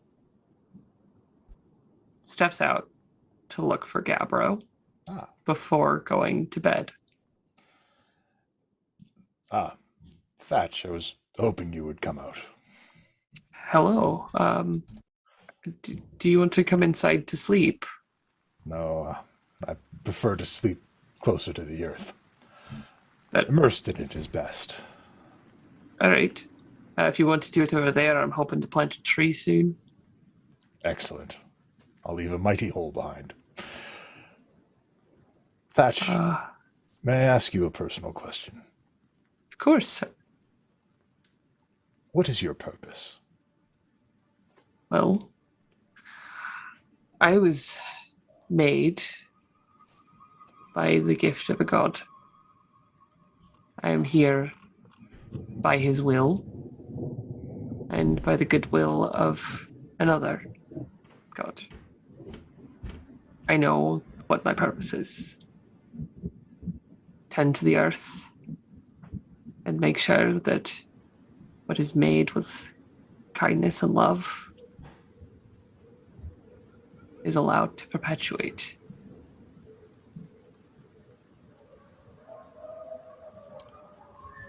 I sense that you and I share a similar purpose. Once I have finished this task that I have promised myself to, I should like to return here and join you on your quest. I'd be honored. It's been a long time since we've had much company. And you are you're A unique one. You said the earth sent you. I hear a voice. I believe it to be the voice of the earth. It sets me on my path, and it guides me. It looks out for me. It has granted me abilities beyond what I had before. I That's believe in beautiful. these things because I must. You know, it's not unlike the family I had. I was made by the prayers of my beautiful parents who couldn't conceive on their own. They raised me, but it was the will of God that I existed, that I still exist. But they're long gone. They were humans. I loved them. I still love them. And I hear them, their voices, the voice of Gond, the voice of Sylvanus, urging me onward. You honor them all with your actions. And There's you no honor the small earth. Of that I am less certain these days. But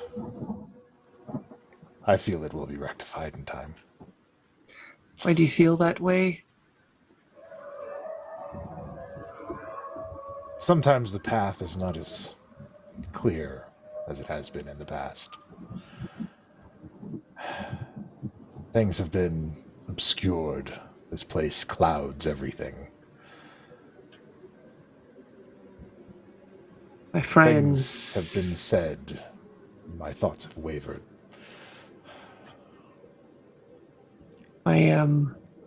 my friends, the ones that left, the one that stayed. This place, despite any saving grace, seeped into their minds, poisoned them in their hearts. They eventually would succumb to madness, to sadness, loneliness, desperation. But they were good people. They had good intentions, strong wills. I'd do anything to honor them the way that you honor your mission.